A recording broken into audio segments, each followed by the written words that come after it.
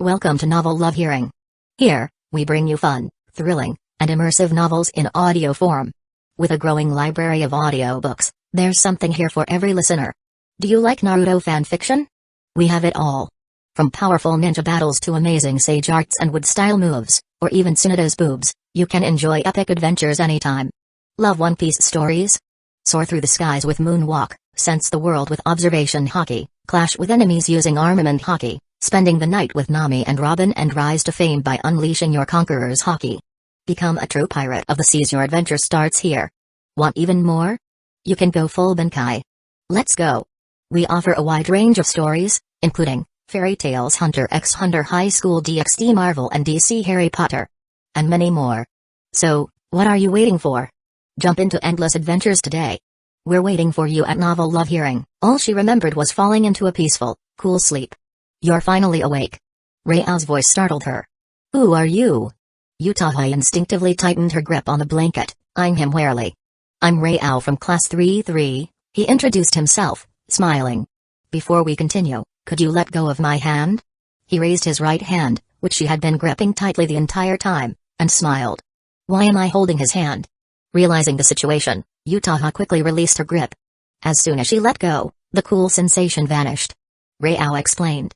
You bumped into me in the hallway and almost fainted, so I brought you to the nurse's office. The nurse said you're severely sleep-deprived, and fainting is the least of your problems. It's a miracle you didn't collapse from exhaustion. Utaha's face filled with shock. It was her first time feeling this bad from pulling an all-nighter. And you also have a fever, Rei-Ao added. You wouldn't let go of my hand, so the nurse asked me to stay and watch over you. He showed her his phone. You've been asleep for 3 hours now. I have a test in my next class, so I have to go. If you need anything, ask the nurse. Rei-Ao stood up and, noticing her dark circles, gave her some advice. As someone who's been there, try not to stay up all night. You're too beautiful to let yourself burn out. After all, he had experienced something similar when he died and was reincarnated. With that, he turned to leave. Utaha finally gathered her thoughts and quickly thanked him. Rei-Ao, thank you. We classmates should look out for each other, he replied, waving as he walked out the door without looking back. Utaha stared at the nurse's office door for a long time, lost in thought. She slowly looked down at her left hand, which had been holding Rei-Ao's hand earlier. The cool sensation still lingered. Rei-Ao. Rei-Ao-kun, what have you been up to all morning? You're only just getting back, Kato Megumi asked curiously as Rei-Ao returned to class. Nothing much. I helped a classmate who nearly fainted from exhaustion get to the nurse's office, Rei-Ao replied casually. He then noticed someone walking toward Kato Megumi, not paying attention and almost bumping into her. Frowning slightly, Rei-Ao grabbed Megumi's hand and pulled her out of the way. That lack of presence of yours can be pretty inconvenient, he remarked.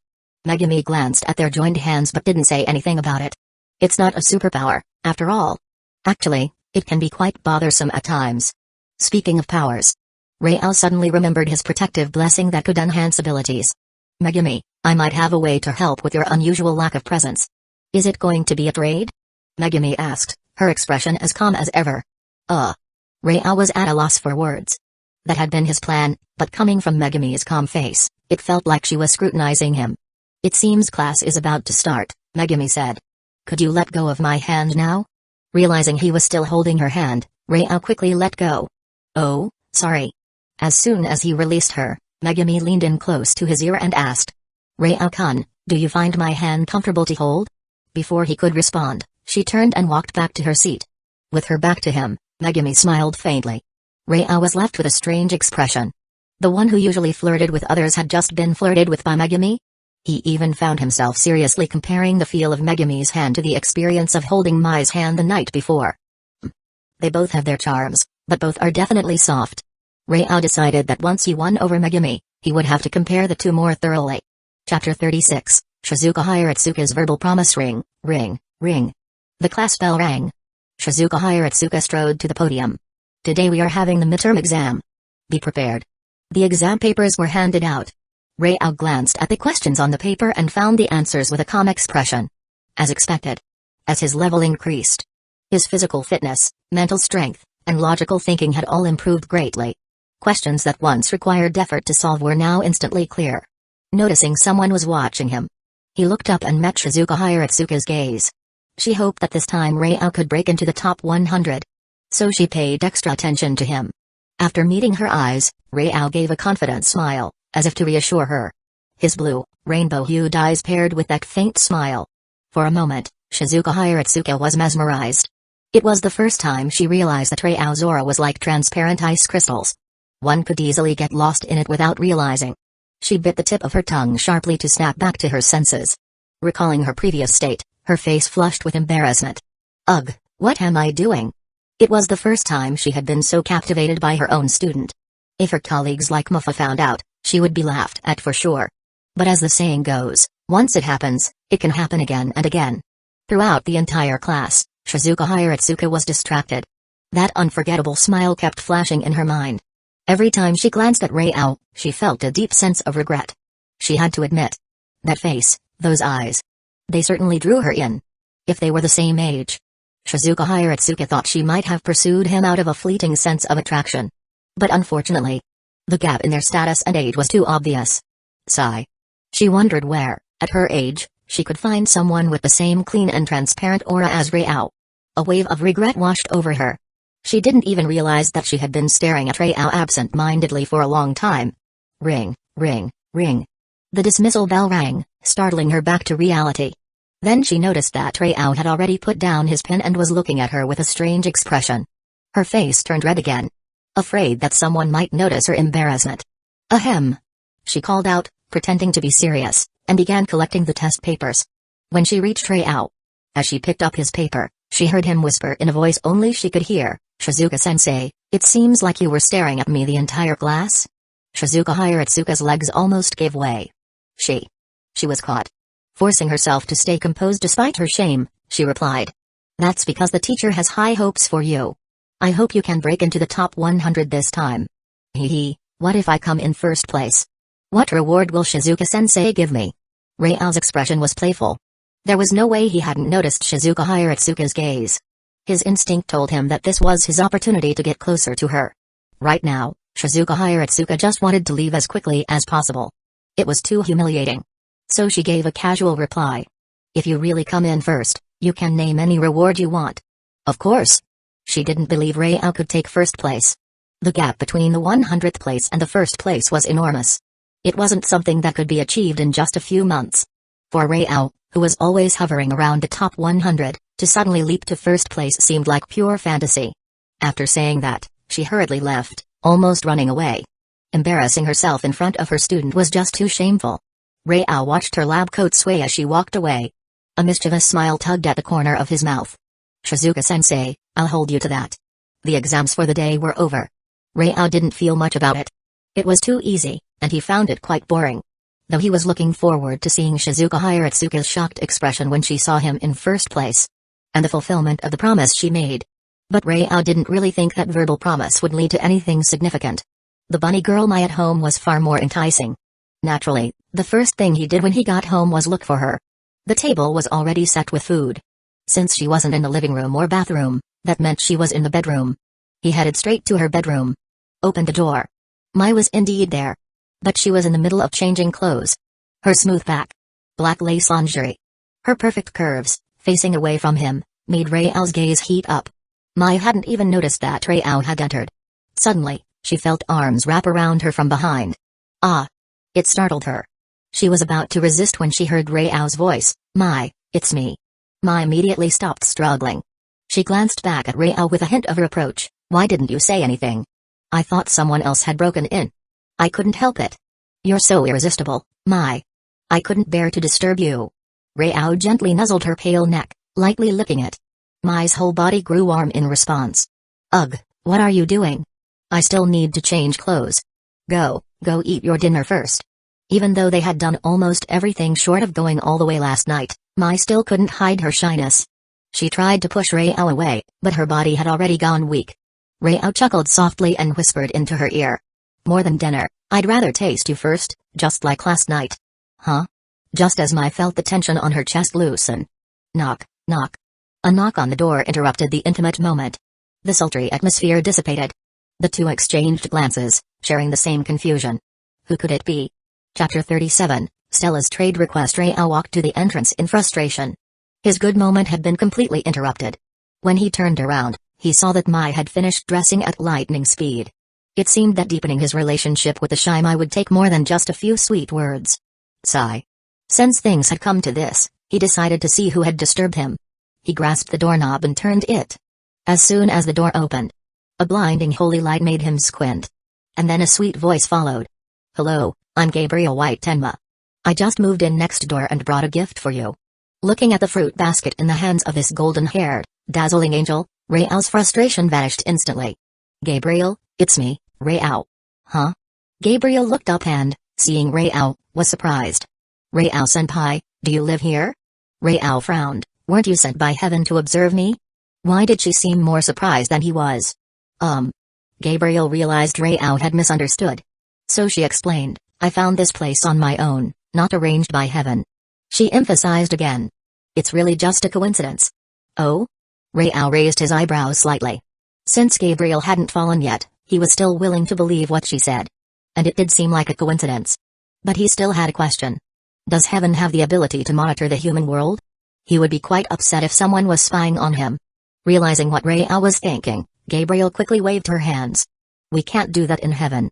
Not only us, but the demon realm and the afterlife also can't.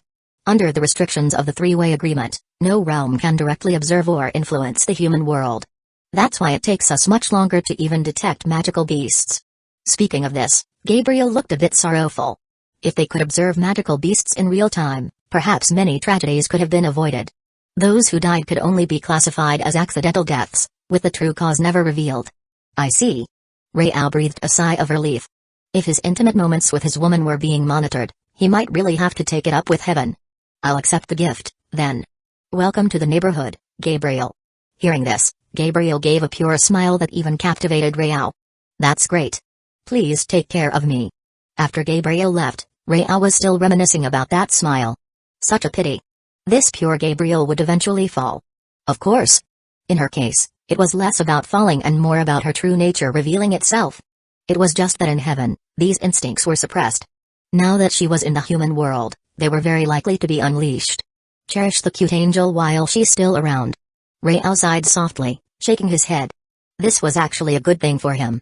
Compared to the current Gabriel, the fallen Gabriel would be much easier to handle. Yes. The wolf had now set his sights on both the angel and the demon. Who is it? Mai came over, her face still flushed, though her breathing had calmed. Remember the angel I mentioned? I remember. Wait. You mean? Mai seemed to realize something. Rao nodded. Yes, that angel. Gabriel White Tenma. Has moved in next door. An angel is living next door to us? Mai had never imagined such an experience. In her surprise, she didn't even notice Rao slowly approaching her and pinning her against the door. Ah, Rao-kun, what? What are you doing? A hint of panic appeared on her beautiful face. Rao grinned mischievously. Hee hee, Mai should know that certain things aren't limited to the bedroom. The entranceway works too, you know. Huh? Mai knew all too well what this wolf had in mind. She started to regret giving in to him the day before. It was like inviting the wolf into the house, only worse. But Rao preferred to call it the lamb entering the tiger's den. After all, she had willingly moved in and practically delivered herself to him. Kissing Mai's smooth, white collarbone, he teased, Mai, why don't you pick a spot you like? Consider it some pre-dinner exercise. You. Sakurajima Mai's face was flushed deep red. Pre-dinner exercise? You're just being a pervert. Haha, but you fell in love with this pervert, didn't you? Rao looked her over. Finally, his gaze locked on her cherry-red lips. Noticing where Rao was looking, Mai, in a panic, covered her mouth. And no, you can't. My mouth still hurts from last time. Rao was embarrassed. Could he really be blamed for that? It wasn't his fault that Mai's lips were so small. Just as Rao was thinking about how to persuade Mai, a notification sounded from the chat group. Ding. Stella has sent you a trade request. Convince Principal Kirano Shingaji to grant her a single room. Ding. Please set your trade terms, sigh. His moment was interrupted yet again. Chapter 38, Principal of Hagan Academy. Mai, who was both scared and expectant but outwardly resisting, suddenly noticed that Rao had stopped moving. Her hazy eyes now carried a trace of confusion. What's wrong? Rao let go of her and sighed. There's a trade request. Hearing the word trade, Mai's expression darkened, and she spoke coldly, filled with jealousy. Is it Sakurayam? However, Rao shook his head. Neither. It's Stella. And this time, It's a proper trade. Surprised as she was, Mai couldn't help but laugh in irritation. Oh, so you do know that some of those aren't proper trades. Am I not good enough for you? Isn't one of me enough? Her jealousy flared as she shot him a sharp look. Without a word, Rao kissed her on the lips. Moments later, holding the now blushing Mai in his arms, he softly whispered. I'm sorry, Mai. This heart of mine is destined not to love only one person, but I can give all of myself to you. Mai's jealousy had mostly dissipated during the long kiss. She also knew she couldn't tie Rao down. He was the leader of this chat group, and she couldn't even begin to imagine how powerful he would become or how large the gap between them might grow in the future. I understand. But when you look at me, I want your eyes to only be on me. Never forget me. This was the smallest request Mai could make. Of course, I promise. After reassuring Mai, Rao turned his attention to Stella's trade. Kurano Shingoji, the principal of Hagon Academy. A former Cock Alliance competitor. She was once ranked third in the world. Her ability involved quality interference with time manipulation. It seemed she retired after getting married. However, little was known about her reasons for marriage.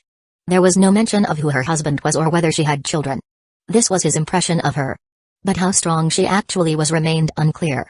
The people from that world generally relied on individual strength, and their performance hadn't been overwhelmingly powerful. Stella's information appeared before his eyes. Name, Stella Vermilion, level, 18, abilities, Dragon God's Possession, Unawakened State. Royal Swordsmanship.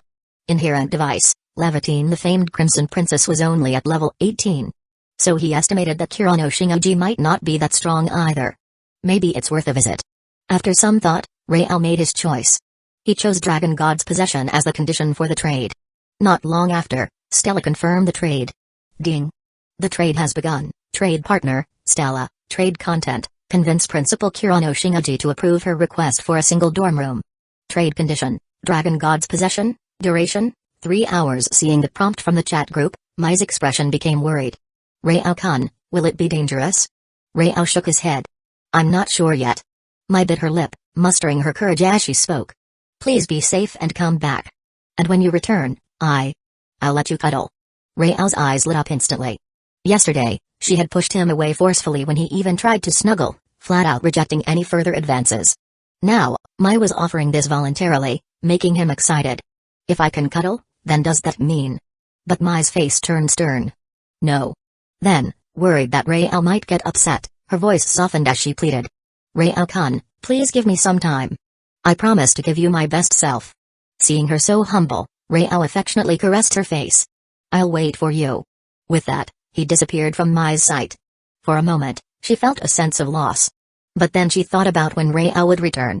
Her whole body began to flush. I should take a bath first. Mai was so nervous that she didn't even realize she was walking awkwardly. Why? Stella slammed her hands down on the office desk. Across from her sat a calm, composed woman dressed formally with neatly tied hair. Kurano Shingoji, principal of Hagon Academy. Stella glared at her with fury in her eyes. Why do I have to share a dorm room with a man? And not just any man, but that peeping Tom. Do you know that I am a princess of the Vermilion Kingdom? What are you trying to do to my royal reputation? Kurano Shingoji looked up and replied calmly. You burned down an entire dormitory. Huh? Stella was so furious that her inner flame surged. The temperature in the office began to rise. Just because I burned down one dorm, I have to share a room with a man? Is this a joke? Do you think my kingdom can't afford to compensate for one dormitory? Kurano Shingoji ignored the rising flames and responded indifferently. Those are the rules of Hagon Academy. What a ridiculous rule. I refuse to follow it. Well said. Suddenly, Rao appeared in the tense moment, clapping his hands. Kurano Shingoji's sharp eyes focused on him. And who might you be? How did you appear in Hagon Academy without making a sound? Her tone was cautious. From the beginning, she hadn't sensed Rao's presence at all, nor could she gauge his strength. But Rao could see right through her. Name, Kurano Shingoji, level, 23, abilities, quality time manipulation. Inherent device, Propator. Inherent device, Inoya Chapter 39, duel with Kurano Shingoji level 23. Rao's evaluation was, not bad. The key was that her ability was quite interesting. Quality manipulation involving time. It was his first time facing such an opponent. Previously, he had only dealt with minor creatures like monsters, undead, or Cabane. Rao, you're here. Seeing him arrive, Stella breathed a sigh of relief. She knew she couldn't defeat the principal on her own, but she could call for reinforcements. There was no way she would share a dorm with a man. Seeing that Stella recognized Rao, Kirano Shingaji's expression grew serious. "Why have you appeared at Hagan Academy without making a sound?" she asked. "It's obvious. I'm here for Stella," Rao replied, spreading his hands. Wait. Stella, realizing how that might be misunderstood, hurriedly clarified. "What he meant was that he's here to help me seek justice." "Yes, exactly as Stella said," Rao agreed. "Since she doesn't want to share a dorm room with a man, given her gender and status, that's entirely reasonable." Kirano Shingaji stood up and crossed her arms, fixing Rao with a stern look. "This is a rule of Hagan Academy. You have no right to interfere." "A rule?" Rao scoffed. "Are you sure it's not because you're fond of that guy, Iki Kurogane, and are trying to match them up in some twisted way?" Hearing this, Stella's face darkened. She immediately questioned the principal. "Principal, do you know Iki Kurogane?" Kirano Shingaji remained silent. Because Rao was right. This made Stella even more furious. "What right do you have to meddle in my relationships? Even my father and mother can't control me like this. Who do you think you are?" Just as Stella was about to summon her inherent device, Rao stopped her. "I'm here to help Stella seek justice, not to break your academy's rules," he said. "How about we resolve this the Hagan way? With a duel?" "A duel?" Kirano Shingaji's eyes flickered. It had been a long time since she had dueled, ever since she left the Cock Alliance. Looking at Rao's calm, youthful face, she asked. "What's your name, and how old are you?" "Rao, 18 years old." "Why do you ask?" 18? Kirano Shingaji was astonished. For someone so young to have such a commanding presence was surprising. After a moment of thought, she proposed a suggestion. "A duel is fine, but what will you wager?" "A wager?" Rao grinned. He had been thinking the same thing. "If we're going to bet, let's make it big. The duel continues until one side surrenders. The loser must obey the winner. Do you dare?" Kirano Shingaji hadn't expected the young man to propose such high stakes. She had only been interested in his potential, hoping to recruit him into Hagan Academy. "Wait!" Stella exclaimed, startled. "Rao, there's no need to go that far for me. Loser obeys the winner? That would mean almost giving herself over completely if she lost." She had only asked Rao to back her up and maybe intimidate the principal into agreeing to her request. She never intended for him to risk becoming someone's slave. Not knowing how much stronger Rao had become, Stella instinctively believed he couldn't defeat the principal. But Rao insisted. "It's fine. If she dares to bet, I'll duel her." In reality, he was provoking her on purpose. Kirano Shingaji clearly had her own agenda, but so did Rao. He was interested in her ability. Quality manipulation involving time. After a few moments of silence, Kirano Shingaji's eyes blazed as she stared at him. "Fine. As long as the terms don't disrupt Hagan Academy, I accept." Hearing her agreement, Rao smiled, satisfied. "Great. I'm more interested in you than Hagan Academy anyway." Hagan Academy had a battle arena with a diameter of about 100 meters. Surrounding the arena were tiered stands, resembling a grinding wheel, filled with spectators. Today, students from all grades had gathered. The largest crowd outside of major festivals. After all, everyone had heard that the principal was going to duel. TSK, this is the first time I've fought with so many people watching," Rao remarked as he calmly surveyed the excited crowd in the arena. Kirano Shingaji rolled up her sleeves and loosened her tie, seemingly unfazed by the attention. "Rao, do you need time to warm up?" "No need," Rao replied, raising his hand. Cold air swirled, forming a sword of ice in his grip that gleamed under the lights. "Ice?" Kirano Shingaji's eyes narrowed. She searched her memory for famous swordsmen with ice-related abilities but couldn't match any of them to Rao's young face. With a wave of his ice sword, Rao's gaze sharpened. "If you need to warm up, do it quickly." "I don't need it either," Kirano Shingaji shook her head. "Then let's begin." The duel countdown started. Chapter 40, World Crisis, Time-Space Collapse. The two were about to duel. In the audience, Stella was growing anxious. "Stella, what should I do? Rao is going to fight the principal." "Akam, a fight? Frieren, wasn't the trade supposed to resolve things through negotiation? Why did it turn into a fight?" "Stella, I'm confused too." "Stella, Rao made a wager with the principal because of me." "Megami Kato, what kind of wager?" "Stella, it's a slave-like wager." "Maisakurejima, a slave?" "Stella, are you sure?" "Stella, yes." "Stella, they agreed that the loser must completely obey the commands of the winner. What should I do now?" "Maisakurejima, how could Rao agree to such a wager?" Mai, who had been taking a bath, suddenly stood up from the tub. Her alluring body was exposed to the air, water droplets trickling down her curves and eventually sliding off. But Mai didn't care about that. She was extremely worried about such a risky bet. At home, Megumi Kato narrowed her eyes as well. She believed Rayao must have had some compelling reason for his decision. But she also noticed the shift in how Mai was addressing him, sensing that things might not be simple. It seemed she should take a more active role moving forward. Sakobujujima, Stella, don't worry too much. I believe Rayao must be confident if he made such a wager. I am Yamagawa, I also trust in Rayao-sama. Frieren, Stella, instead of talking about it, why not start a live stream? Akam, I'd love to witness a battle between strong opponents. Stella, oh, good idea. Ding. Stella has started a live stream. Frieren, the fight has already started? On the screen, the two had already begun. Kurano Shinji was wielding two strange handguns. Her inherent devices, weapons that were the materialized form of a blazer's soul. In the past, they were known as holy swords, demon bows, cursed tools, or noble phantasms. Nowadays, they were referred to as inherent devices, tools used to channel a blazer's magic and execute their techniques. Bang! A light bullet shot out from the gun's muzzle. Under Rayao's watchful gaze, he noticed that the bullet violated the laws of physics, suddenly accelerating several times over in midair. Clang! But Rayao was still able to easily track the bullet's path. With a swing of his sword, he released a blade of energy that precisely sliced the bullet in half. Was that just normal swordsmanship? Kurano Shinji was astonished. That wasn't an ability or a blazer's secret technique. It was simply a sword swing. How was he doing this? It wasn't just Kurano who was puzzled. Iki Kurogane, a master of swordsmanship in the audience, was even more shocked. No matter how many times Kurano Shinji changed her shooting positions, Rayao casually deflected her shots with his sword Dora. Even though he knew this was just her warm-up, Rayao was getting annoyed. Hey, your time-accelerated bullets don't work on me. Isn't it time to wrap up your warm-up? This time, as Rayao swung his sword, the cold air formed an icy mist in the wake of his strikes. Blades of ice flew through the air, covering the ground with a layer of frost as they rushed toward Kurano Shinji. Her pupils contracted sharply. She immediately manipulated time, causing the space around her to distort and twist under the influence of her temporal interference. The dozens of ice blades approaching her were suddenly shattered into fragments, breaking into several pieces midair. But when Kurano Shinji tried to locate Rayao again, he had vanished. Most of the spectators in the arena were equally confused. Who's the principal fighting? I don't know. It looks like no one showed up. Kurano Shinji heard these remarks and noticed that Rayao's presence in her mind was growing increasingly faint. What kind of ability is this? She was certain that some ability was affecting her, but Rayao was nowhere to be seen within the arena. Even her memories were becoming blurred. The eerie situation made her body tense up completely.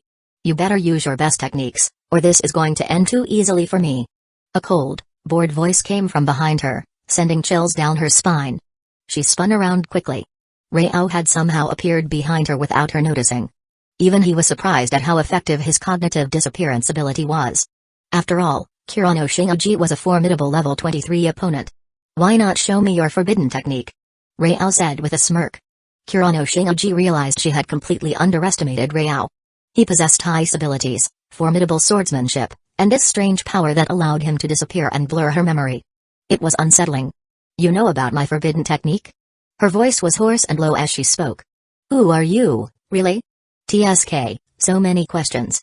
Once this duel is over and you belong to me, I'll tell you everything. Rayao said impatiently.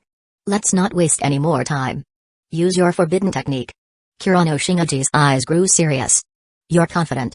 Very well, as you wish. My forbidden technique is one that even I cannot fully control. Don't die in there. She stepped back, took a deep breath, and raised her dual handguns, firing 2 bullets. But strangely, the bullets collided in midair before reaching Rayao. Crack. At that moment, time began to intertwine and interfere. Rayao glanced around. The space around them began to fracture, like glass breaking. This was her forbidden technique. World crisis. World crisis. Time-space collapse distorted the fabric of time and space, breaking everything within the target area. Even after the space was destroyed, it couldn't be restored. Now, with a shattered space surrounding him, Rayao's situation appeared precarious. Chapter 41, Freeze. Now's your chance. Surrender, Kurano Shinji said, looking coldly at Rayao. Even she couldn't control the power if this continued. Surrender? Rayao chuckled and shook his head. No, this is a great opportunity to test my newly mastered power. Freeze. No cold air or ice appeared. This time, he was using the conceptual power of freezing for the first time. Void. In an instant, all the noise in the arena stopped. Everyone's expressions and movements froze in place. Even the shattered space around Rao remained unchanged. With ease, he walked out of the shattered space zone and casually approached Kirano Shinji. In the chat group, the members were confused by what they were seeing. Akam, why is no one moving? Sakobujujima, Stella, is there something wrong with the live stream? They tagged Stella, but there was no response. Ayamamagawa, this is really strange. Frieren, I think I get it. Sakurajima, get what? Frieren, it's time. And space. They've been frozen. Frieren's eyes were bright and curious. Frieren, how was that done? Rao. Oh, I just simply froze time and space in this arena. Sakurajima, you froze time? And space? Akam, that's incredible. Can eyes really do that? Frieren, this is a fascinating concept to study. Frieren, if the temperature of ice was low enough, it could theoretically halt molecular motion, which might result in a frozen space effect. Frieren, but freezing time. That's Rao, my ability isn't just ice. It's freezing in the literal sense. Frieren, oh. How could I forget? Frieren, freezing. What an interesting power. I want to research this further. Frieren, can I make a trade with you? Rao, we'll talk about that later. By this point, Rao had reached Kirano Shinji. With a thought, he released the freeze on the area and pointed his ice sword at her throat. You've lost. Kirano Shinji trembled at the sound of his voice, as if from a nightmare, her eyes filled with disbelief. How is this possible? When did you escape from the shattered space? She hadn't seen anything happen. Was it that strange ability again? Rao gave a mysterious smile. You're not the only one who can manipulate time. Kirano Shinji finally understood. Rao also had some form of time manipulation ability. A bitter smile appeared on her lips. I've lost. Suddenly, her gaze sharpened. This is bad. The shattered space has gone out of control. What's happening? A short-haired girl with a black headband was watching in panic as the fractured space started spreading toward her. She felt a tearing sensation in her body as it approached. You can't control this? Rao asked, his expression puzzled. My power causes space-time to shatter, but that doesn't mean I can control space. Kirano Shinji replied, feeling anxious. If her students were harmed because of this, she would never forgive herself. She quickly shouted to the others in the unaffected area of the academy. Everyone, back away from the dueling arena. That girl. Rao looked at the girl caught in the fractured space. She seemed familiar. He smiled at Kirano Shinji and said, let's add a new condition to our deal. I'll help you save her. Kirano Shinji's face grew serious. Save her, and I'll agree to anything. Okay, deal. Rao froze time and space again, then dashed toward the girl. Up close, he realized who she was. Iki Kurogane's younger sister, Shizuka Kurogane. Wow, what bad luck she had. He scooped her up and carried her out of the shattered space, then released the freeze. Kirano Shinji, who had been extremely anxious moments ago, was now relieved to see Rao standing next to her with Shizuka Kurogane in his arms. She immediately realized that Rao had used that strange time manipulation ability again, one even she couldn't perceive. Luckily, no one had been hurt. Kirano Shinji sighed with relief. Shizuka Kurogane, realizing she was being carried, froze for a moment. Rao glanced down at her. You're not hurt, right? Shizuka instinctively shook her head. But Kirano Shinji, still concerned, said seriously. You need to be checked thoroughly. Shattered space is no joke. Then she bowed deeply to Rao. Thank you for saving her. Otherwise, the consequences would have been unthinkable. As for the wager I made with you, and the additional condition just now, please give me half an hour to deal with the current situation. Half an hour. Fine. With 2 hours remaining, there was plenty of time left. As for Shizuka Kurogane, can you stand on your own? Shizuku suddenly realized she was still holding onto Rao's neck. Blushing, she nodded slightly. Yes, please, put me down. Once on the ground, Shizuku hurriedly straightened her skirt. Chapter 42, Crimson Lotus Dragon God. At that moment, Stella came running over. Rao, are you alright? Do I look like I'm hurt? Phew, as long as you're fine, Stella sighed in relief. If Rao had been injured because of her, she would have felt extremely guilty. What's the situation now? Kirano Shinji spoke formally. I've lost. Stella, your request is approved. I also sincerely apologize to you as the principal. She bowed deeply to Stella. Stella, now calm, was caught off guard by the principal's formal apology and didn't know how to react. Ding. Transaction complete. Ding. You have obtained the ability Dragon God Possession. Ding. Due to your noble body being unfit for possession by any living entity, your ability Dragon God Possession has evolved into Crimson Lotus Dragon God. Crimson Lotus Dragon God, you are the supreme dragon of flame, the Crimson Lotus Dragon God. Rao hadn't fully processed this surprising evolution from the chat group when Stella suddenly clutched her chest in pain and collapsed into his arms. What's wrong? Rao held her steady. The moment they touched. Ugh. Ah. Stella's face flushed as her heartbeat quickened, and she gasped for breath, as if Rao's very presence was irresistibly drawing her in. Rao furrowed his brow, immediately realizing the issue. His new Crimson Lotus Dragon God power was creating a connection with her Dragon God Possession ability. Seeing her worsening condition, Rao asked. Is there some place where she can rest? She's not feeling well. Before Kurano Shingaji could respond, Shizuku Kurogane raised her hand and said. I know. Kurano Shingaji went to handle the aftermath of the recent events, while Rao, under Shizuku's guidance, brought Stella to a dorm room.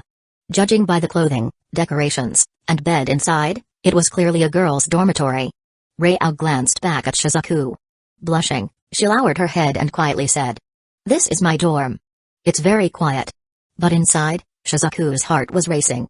In an impulsive moment, she had brought this man, Rao, who had just saved her, into her own dorm room. A place even her own brother hadn't been to. What was she thinking? Rao, however, wasn't too concerned about the details. He laid the breathless Stella down on the bed. Ah. She began twisting her body seductively. Her clothes. Shizuku had just closed the door when she turned and saw Stella's clothes disintegrating, as if consumed by fire. First, the skirt of her school uniform, then her underwear. In the blink of an eye, a bare and alluring scene unfolded before them.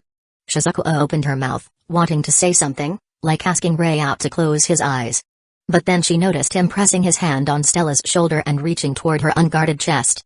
Just when she thought he was about to do something impulsive, she saw that Rao's hand had transformed. Covered in red, flame-like dragon scales. A dragon claw enveloped her chest, and Rao's eyes turned into dragon-like crimson pupils.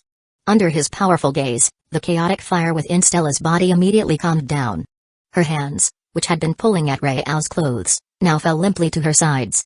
At the center of her chest, a crimson mark resembling the Crimson Lotus appeared. Once Stella had stabilized, Rao withdrew his dragon claw. He then took a moment to admire her from head to toe, particularly her delicate skin and the unique red hue marking her body. Afterward, he pulled a blanket over her to cover her. Stella didn't wake up, but her face was as red as blood, making it clear that she was pretending to be asleep. Rao chose not to expose her. After all, this had all happened because of his power. Now that he had become the Crimson Lotus Dragon God, his aura had triggered the awakening of Stella's Dragon God Possession ability. The overwhelming power of his flames had caused her inner fire to go out of control, leading to her current state. Rao had used his power to stabilize her flames and establish a bond of strength between them. Stella's abilities had now evolved. Name, Stella Vermilion, Level, 21, Abilities, Crimson Lotus Dragon God Possession, Royal Swordsmanship, Inherent Device, Levitating Crimson Lotus Dragon God Possession, the power of the Supreme Flame Dragon, the Crimson Lotus Dragon God, is embodied within you. And that Crimson Lotus Dragon God was none other than Rao himself. The chat group's evolution of this ability had quite an effect, Rao thought, amazed. Ding. The chat group serves entirely in your noble favor. Chapter 43, The Trade with Kurano Shingaji. The chat group now operated entirely in his favor. What more could Rao say? And it wasn't as though he hadn't gained plenty from this. Stella, with this new ability, could wield the power of his Crimson Lotus Dragon God, including mastery over powerful crimson flames and a dragon-like physique. But Rao also had the ability to descend and take over her power, essentially allowing him to act through her when needed. What exactly just happened? Shizuku Kurogane, standing nearby, was still confused. Rao simply explained. Stella's power malfunctioned. Can I ask you to help look after her? I'm Rao, a friend of Stella's. I'm Shizuku Kurogane. After introducing herself, she nodded. You saved me earlier. It's only right for me to help. Thanks. Rao thought to himself, I knew remembered correctly. Shizuku Kurogane, huh? Iki Kurogane, you don't want trouble with the orthopedist, do you? Guess I'll take care of your sister for you. Though, technically, she's not your biological sister. Let me give you a gift. You might need it one day. Rao dramatically reached out and gently stroked her soft cheek. Shizuku's face instantly turned red. Before she could react, Rao withdrew his hand. At that moment, she saw notifications appear in her mind. A secondary group from the chat group, along with various messages. Realizing Rao's true identity, she was left utterly shocked. Before she could say more, the door softly clicked shut as Rao left. Meanwhile, Stella opened her eyes in a fluster, clutching the blanket tighter around her. Her mind was in turmoil. I was completely exposed. The warmth of Rao's touch still lingered on her chest, and even in the depths of her soul, she felt a faint but undeniable connection to him. She had no idea what had just happened. Suddenly, she had grown stronger, gained new powers. And somehow, she felt like she had become part of Rao. What's going on? Stella was overwhelmed, her mind racing as she grappled with her shy and embarrassed state. Stella. Shizuku Kurogane suddenly spoke up. Stella recognized her. She realized she was in Shizuku's dorm room now. Nervously, Shizuku asked. Stella, my brother. Iki Kurogane. Did he really spy on you? She wanted to confirm the truth of this accusation, as well as the legitimacy of the chat group. Hearing Iki's name, Stella shot up in bed, causing the blanket to slide off her shapely figure. But she didn't care about that. Her eyes blazed with fury as she glared directly at Shizuku. Are you saying that pervert is your brother? Shizuku froze, her heart sinking. It seemed the accusation was true after all, and she felt a deep sense of disappointment in her brother. Meanwhile, Rao headed straight to the principal's office. Kurano Shinji was already inside. After entering, Rao quietly locked the door, smiling mischievously as he teased her. You've handled this pretty well. You kept the fallout minimal. Kurano Shinji gave a bitter smile. I'm sorry you had to see that, Rao. I can't afford to let Hagun Academy fall into chaos right now. Enough about the academy. I don't care about that. Before Kurano Shinji realized it, Rao was standing directly in front of her. What I'm more interested in is the reward I won from our bet. His intense gaze made her fall silent. She suddenly understood what Rao wanted. Instinctively, she took a step back, her tightly fitted skirt pressing against the edge of the desk. Rao swiftly grabbed her stocking-clad leg, lifting her onto the desk. Pressing himself closer, he narrowed his eyes and asked. I heard you left the alliance because you got married? Kurano Shinji didn't shy away from his gaze, shaking her head slightly. That was just an excuse. I grew tired of the endless battles within the alliance. Being ranked third in the world wasn't easy. Many people coveted that spot. Oh? Rao's eyes gleamed. Despite her age, she was still stunningly beautiful, with smooth skin and legs that were firm yet soft. He stroked her silky stockings, enjoying the sensation. And you're still untouched? Yes. Kurano Shinji didn't shy away from the question. Is this what you want? You can have it. I lost the bet, and I'll accept the consequences. She was calm about it. If she had gambled, she was willing to pay the price. And given that her victor was a young, powerful man, it hardly seemed to matter anymore. No need to rush. With a swift motion, Rao tore her stockings, laughing lightly. Before we get started, how about initiating a trade with me? Say, something to satisfy your desires. A trade? Kurano Shinji didn't understand what he meant for a moment. But in the next second, new information flooded her mind. She looked at Rao with a complicated expression. He was from another world. She had guessed many things about him, but never this. Lowering her eyes, she glanced at the fearsome dragon before her. It was quite intimidating. Taking a deep breath, she complied and initiated a trade. Since there was already a wager in place, Rao didn't even need to check the terms, he confirmed it without hesitation. Immediately, a notification from the chat group popped up. Ding. The trade has begun. Trade partner, Kurano Shinji. Trade content, satisfy her desires. Trade terms, quality time manipulation, inherent devices, propator, Inoya, unlimited body access. Duration, until her desires are fully satisfied. Rao grinned. Seems like you've been bottling up a lot of tension over the years. Ha. Kurano Shinji's breathing grew unsteady under his touch. After so many years without physical closeness, it was only natural for her to have pinned up frustrations. Accepting her fate, she didn't resist anymore. Wrapping her arms around his neck for the first time, she softly whispered in a voice far more gentle than before. Since you've figured it out, then make sure this trade is completed properly. Hey, even if you didn't ask, I was going to give you my all. Chapter 44, Love at First Sight? Mai's lips in Shizuku Kurogane's dorm room. The two had just finished discussing Iki Kurogane. The misunderstanding was cleared up, and Shizuku now felt completely disillusioned with him. She decided to see him only as an older brother from now on. Of course, this was just an excuse. In truth, A new figure had taken root in her heart. Then the notification for a trade appeared. The two exchanged glances. Shizuka hesitantly asked, "This trade? What is it about?" Stella's eye twitched, and she eventually exploded in frustration. That pervert is at it again. She looked helplessly at Shizuku and said, "That's right, it's exactly what you think. That guy is a massive pervert. I suggest you stay far away from him." Shizuku now fully understood the meaning of the trade. "Is it because of that wager?" Her gaze deepened. "But isn't it also because of you?" Stella shrank back, feeling guilty. But Shizuku added in her mind, "It's also because you led me to him. Love at first sight. It truly exists." However, Shizuku didn't know how to judge Ryao's actions. But he must have his reasons. When Shizuku said this, Stella gave her a strange look. Is she out of her mind? A pervert is still a pervert. What reason does he need? Yet Shizuku seemed to see everything clearly. If Ryao is as bad as Stella says, why doesn't she stay away from him? Even though he saw her naked, she hasn't said a single harsh word to him. There was only one possible explanation: she wanted him too. Stella noticed the determined look in Shizuku's eyes and felt a sudden chill. You haven't fallen for that guy, have you?" Shizuku nodded, lowering her eyes.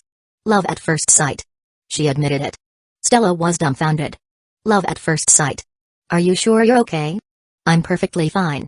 My heart is racing, telling me I've fallen for Ryao." "Huh? Do you even realize the guy you like has already fooled around with 2 other chat group members, and right now, he's with the principal?" "I know. You know, and still. Hey, those are just trades. True love is true love, and trades are trades. You don't understand." Shizuku smiled slightly. Stella felt her head spinning. There's no saving this girl. Late at night. "You're back?" Ryao had just returned home after an eventful time, feeling quite pleased. He found Mai Sakurajima lying on the couch, wrapped in a bath towel, half asleep. She yawned and, upon seeing Ryao, stood up and headed to her bedroom. Without much emotion, she said, "You look tired. Go to sleep." Bang. The door shut. Ryao knew Mai was angry. He sighed. There wasn't much he could do. At least Kirano Shinguji lived up to her age. But it seemed like Mai had been waiting for him for quite a while, and now she was probably jealous. He walked to her door and knocked softly, but Mai didn't respond. So he said, "Mai, I won't close my door. I'll be waiting for you." Then he headed back to his room. This strategy was called waiting for the rabbit. Not long after. Click. The rabbit arrived. Hearing footsteps and the sound of a door opening, Ryao, lying on the bed, smiled triumphantly. Sure enough, Mai couldn't resist coming over. In the dark room, Ryao felt her warm body slipping into the bed beside him. Before he could say anything. Hiss. He sucked in a breath. Mai had grabbed his most delicate area. "Hey. So you can feel pain, huh?" Mai chuckled coldly. She misunderstood. Ryao wasn't in pain, it was just that Mai's soft hands were too much to handle. Beast. That was how Kirano Shinguji had described him after their session, having fully submitted to him. Ryao felt this was quite accurate. Sure enough, Mai soon realized something was wrong. You don't have any limits, do you?" Mai was shocked. What she was holding seemed to be growing. Gulp. Mai nervously swallowed. Suddenly, her sharp nose twitched. "I smell some older woman's scent." She was clearly displeased. "You seem quite proud of yourself?" Her words were loaded with meaning. Ryao grinned. She was referring to the scent of Kirano Shinguji, of course. Mai was definitely bothered by it. It was part of the trade. "I couldn't avoid it," he offered a half-hearted explanation. He then tried to shift the focus onto Mai. "If you think I've picked up too many mixed scents, why don't you?" "Shut up." Mai snapped, embarrassed and angry. Ryao immediately fell silent, waiting. After a moment, sensing something, he smiled again. He had won this gamble too. "Mai, you've got such a soft heart beneath your sharp words." "You. Say that again." Mai stammered, warning him. Ryao quickly corrected himself. "Ahem, I misspoke. Mai's lips is sweet and soft." Please continue. Chapter 45, Shizuka Hiratsuka's promise the next day. Mai lazily leaned against Ryao's arm, her eyebrows twitching as she slowly opened her eyes. The first thing she saw was Ryao smiling gently at her. Awake? Mai blushed deeply. Yesterday, jealousy had clouded her judgment, and she couldn't resist coming over. Things quickly spiraled out of control. Luckily, Ryao had kept his promise and didn't take things too far. Suddenly, Mai felt something odd. She turned her head in shock. "Are you a monster?" Ryao chuckled.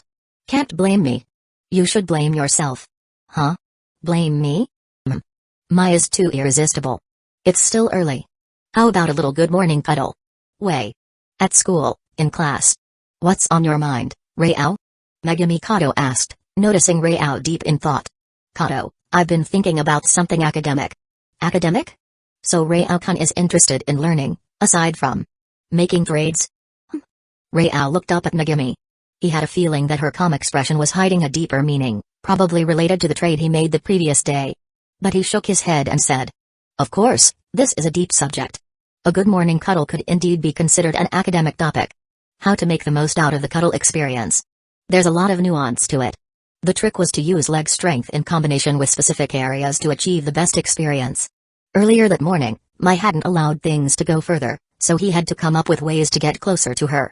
At least in the art of cuddling, he was already making progress. Now, Mai was far from resistant. Cuddling literature was something even she could enjoy for a lifetime. Megumi didn't know what was on his mind. If she did, she would definitely give him a strange look. Before long, class started. Shizuka Hiratsuka walked up to the podium with large strides, holding a report card in her hand. Her gaze briefly swept over Rao with a complicated expression. She began. The test results for our class are excellent this time. She didn't reveal the grades, only giving some general praise and keeping some anticipation alive. Around the midday break, the full grade rankings would be posted on the school notice board for everyone to see. However, before starting her lecture, she specifically said to Rao, Rao, please come to my office during the break. During the break. In the office, Rao arrived on time. Seeing him, Shizuka Hiratsuka rubbed her temples, looking troubled. Rao, how do you feel about your performance on the test? Rao replied confidently. I should be ranked first, right? First? Yes, that's correct. Shizuka Hiratsuka smiled wryly. But you scored a perfect score in all subjects. A perfect score in every subject. Do you realize what that means? Even Shizuka Hiratsuka was utterly shocked. Rao, sensing that Shizuka's words were loaded with more meaning, raised an eyebrow. Are you implying that I cheated, sensei? Shizuka gave him a serious look. No, I don't think you're that kind of student. But some of the teachers are suspicious of your results. I've tried my best to defend you from their doubts, and I hope you understand. I do, Rao said, understanding the situation. He wasn't unreasonable. After all, his sudden jump from being outside the top 100 to achieving a perfect score in all subjects was rather unbelievable. Suspicion was natural. So, what's the plan to prove I didn't cheat? Shizuka looked at Rao's mature demeanor and couldn't help but feel puzzled. Aren't you going to ask any other questions? Sensei, you don't think I'm the type to throw a tantrum, do you? Rao shrugged. I understand you have your own challenges to deal with. Shizuka felt touched that her student was so understanding. She stood up and patted his shoulder, then took out a new set of test papers. This is a new exam. I, along with another teacher, will supervise you as you complete it. As long as you score 90% or higher, it will be enough to clear any doubts. I know this might seem a bit harsh, but... Before she could finish, Rao raised his hand to stop her. Let's go with that plan. You're agreeing? Rao grinned. Of course. But, sensei, do you remember the promise we made? Shizuka suddenly remembered the verbal agreement they made when collecting the test papers. She looked at Rao cautiously. You're not planning anything inappropriate with your teacher, are you? It was meant to be a joke. But Rao nodded. That's right. Shizuka was stunned. Chapter 46, Mafagirasu Rao, I think, Shizuka-sensei, you're not only beautiful but also have a great figure. It's natural to have thoughts about an attractive woman, right? You're not joking, are you? Shizuka Hiratsuka couldn't help but blush and feel her heart race at such a direct compliment. Ever since she became a single woman, no one had been so straightforward with her. Do I look like I'm joking? Rao asked in return. It didn't feel like a joke. But... Calm down. Our roles. I know, of course. Rao said seriously. I just want to have a meal with you sometime, Shizuka-sensei. What are you thinking? Huh?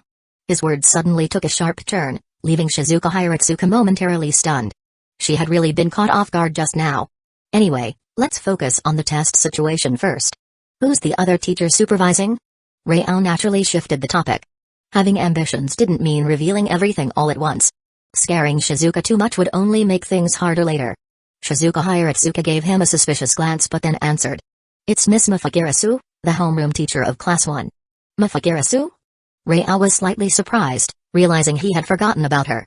She was known as the most strict and impartial teacher. Soon enough, a stunning teacher entered the office, catching Rao's attention. She had striking blue eyes, waist-length cherry pink hair, a perfectly cut fringe, and braids framing both sides of her face. Her tall, slender figure was accentuated by a form-fitting dark professional outfit, a dark pencil skirt paired with black stockings, and sleek black heels. Her curves were almost flawless. Shizuka Hiratsuka noticed Rao's gaze and felt a sudden jolt in her chest. For the first time, she realized that this boy had a certain fondness for beauty. It wasn't just her. Now, he was staring at Mifagirasu with the same intensity. She worried that Rao might suddenly confess to her like he had just done with her. While Shizuka Hiratsuka was personally flustered, she knew Mifagirasu wouldn't tolerate such things. Mifa was strict about enforcing school rules. So, she quickly said, "Ms. Girasu, you're here. This is Rao. Let's get started." "Alright." Mifagirasu's serious gaze settled on Rao. In fact, she also had doubts about him. She knew all too well that human talent had its limits. If Rao had been this capable all along, he should have already been at the top of the class. But until now, he had never even ranked in the top 100. Grades without talent didn't just skyrocket overnight. Her own 3 problem students were prime examples. Fumino Furuhashi. She excelled overwhelmingly in subjects like modern literature, classical literature, and Chinese, earning her the nickname Sleeping Beauty of the Literary Forest. Her talent in literature was outstanding, but she had no aptitude for math or science, and yet, her dream was to go to a science university and pursue a career in astronomy. Rizu Ogata. Ranked first in math, physics, and related subjects, known as the Thumbelina of mechanical engineering due to her incredible talent in science. However, she had no aptitude for the humanities. Despite this, her dream was to attend a liberal arts university to study. Then there was Ruka Takemoto. A rising star in swimming, winning championships in freestyle, and called the Black Pearl Mermaid Princess. But her academic grades weren't high enough to meet the standards for a sports scholarship. With these examples, along with her own understanding of talent, Mifagirasu was the least convinced that Rao had achieved his results honestly. It was she who suggested this retest and volunteered to supervise. "Before we begin, I have a question for you, Rao." "What would you like to ask, Ms. Girasu?" "Did you really not cheat?" Rao maintained his smile. "Even if I said no, you'd still have your doubts, right? You've already made up your mind." Mifagirasu was taken aback. She wanted to refute him, but it seemed she had already made up her mind. As a teacher, that was wrong. For a moment, she reflected on herself. "I'm sorry, Rao. I shouldn't have asked that. It's all right. Let's just let the results of the test speak for themselves." Rao didn't really care what she thought. He picked up the exam papers and asked, "Shall we start now?" "Yes." Chapter 47, Inherent Device, King of All Things, Jiru Uigahama. The questions on the test were so simple that Rao could answer them with his eyes half closed, only dedicating a fraction of his focus to fill out the answers. Meanwhile, his mind was preoccupied with the chat group. This inherent device has a rather peculiar effect.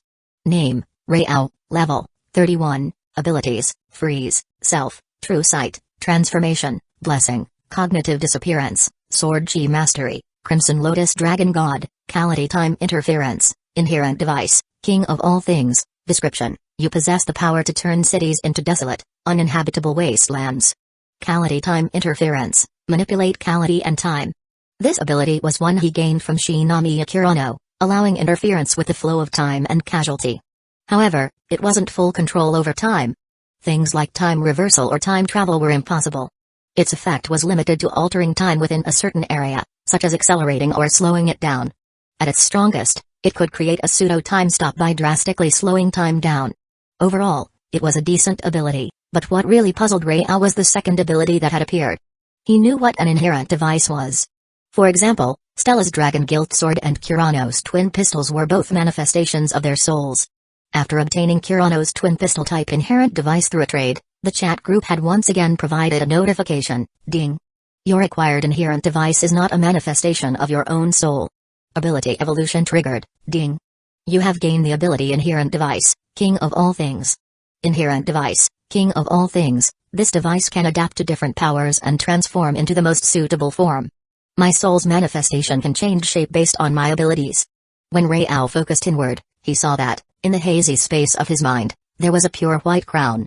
Upon closer inspection, the crown shimmered with different elements, the essence of freezing, sharp sword light swirling around it, and the roar of the crimson dragon.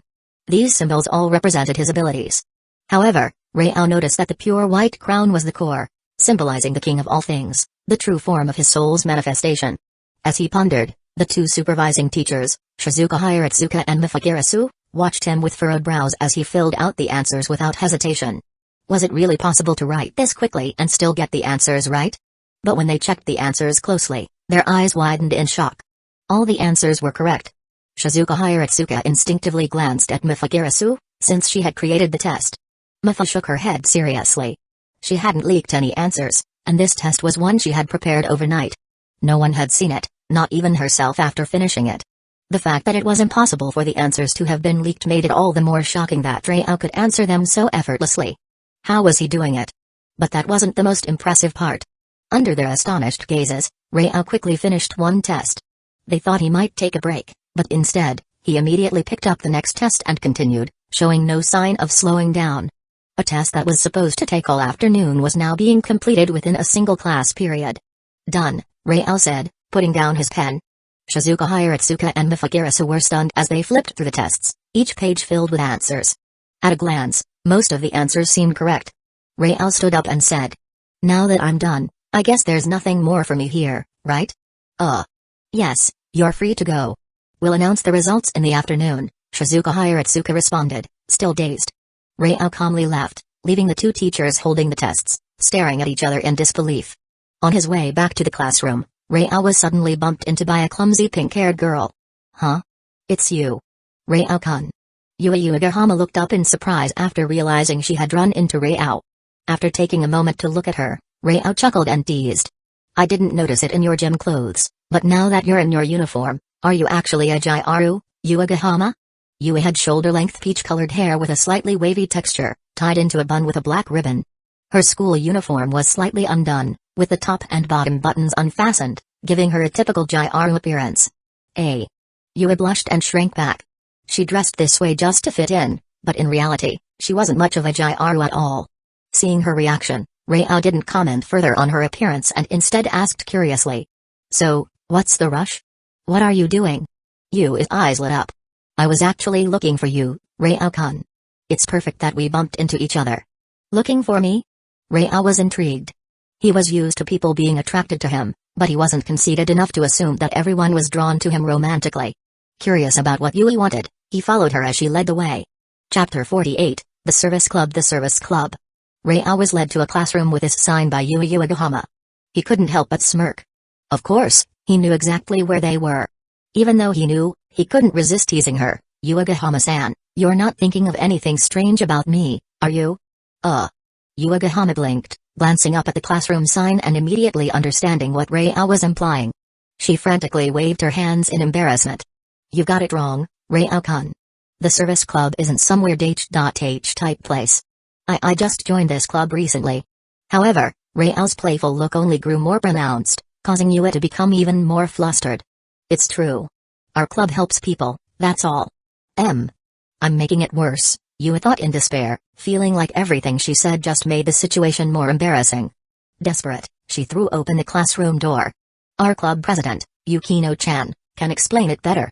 The door swung open with a bang. Inside, a quiet, black-haired girl with a cold expression was calmly reading a book by the window. Her long, straight hair and icy demeanor were as striking as her beauty. She glanced up, frowning slightly, and in a voice that was both pleasant and chilling, she said, "I've told you before to knock before entering, haven't I?" "Ugh." Uegahama shivered at the reprimand, hurriedly trying to explain. "It's because Rao-kun misunderstood what our club does, so. Our club's mission is to lend a hand to those in need.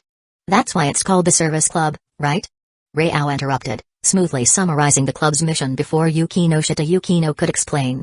Uegahama blinked, a large question mark practically visible over her head. "Rao-kun. Just now. I thought it'd be fun to mess with you, Uegahama-san. I did it on purpose," Rao said with a grin. To Yue, that smile looked terrifying. "Ugh." She whimpered like a small animal, realizing she had been completely played with. "Rao-kun, you're so mean."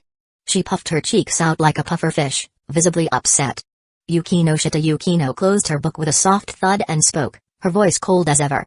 "Uegahama-san, if you join my service club just to flirt with others, you can leave." "Wait. Yukino-chan, you've got it all wrong. Ryo-kun and I aren't a couple or anything like that. Yuagahama hurriedly explained. She quickly walked to a nearby cabinet, opened it, and pulled out a bag of cookies. Yukino's eyes softened in understanding as soon as she saw the cookies. Yuagahama handed the bag to Ryo, saying, Ryo-kun, thank you for helping me to the infirmary before. These are cookies I made as a thank you. Did you make these yourself? If Ryo remembered correctly, Yuagahama's cooking skills were famously terrible, no matter how hard she tried. He couldn't help but be curious. He opened the transparent bag, took out a cookie, and brought it to his mouth. Yuagahama looked on with eager anticipation, while Yukino hesitated, as if she wanted to stop him. The story behind these cookies was a bit complicated. Yesterday, Yuagahama had came to the service club, asking for help in making a thank you gift of cookies. Following the club's mission to help those in need, and with the belief that teaching someone to fish is better than giving them fish, Yukino had taken on the request and guided Yuagahama through the process of making cookies. At first, Yukino thought this would be a simple task.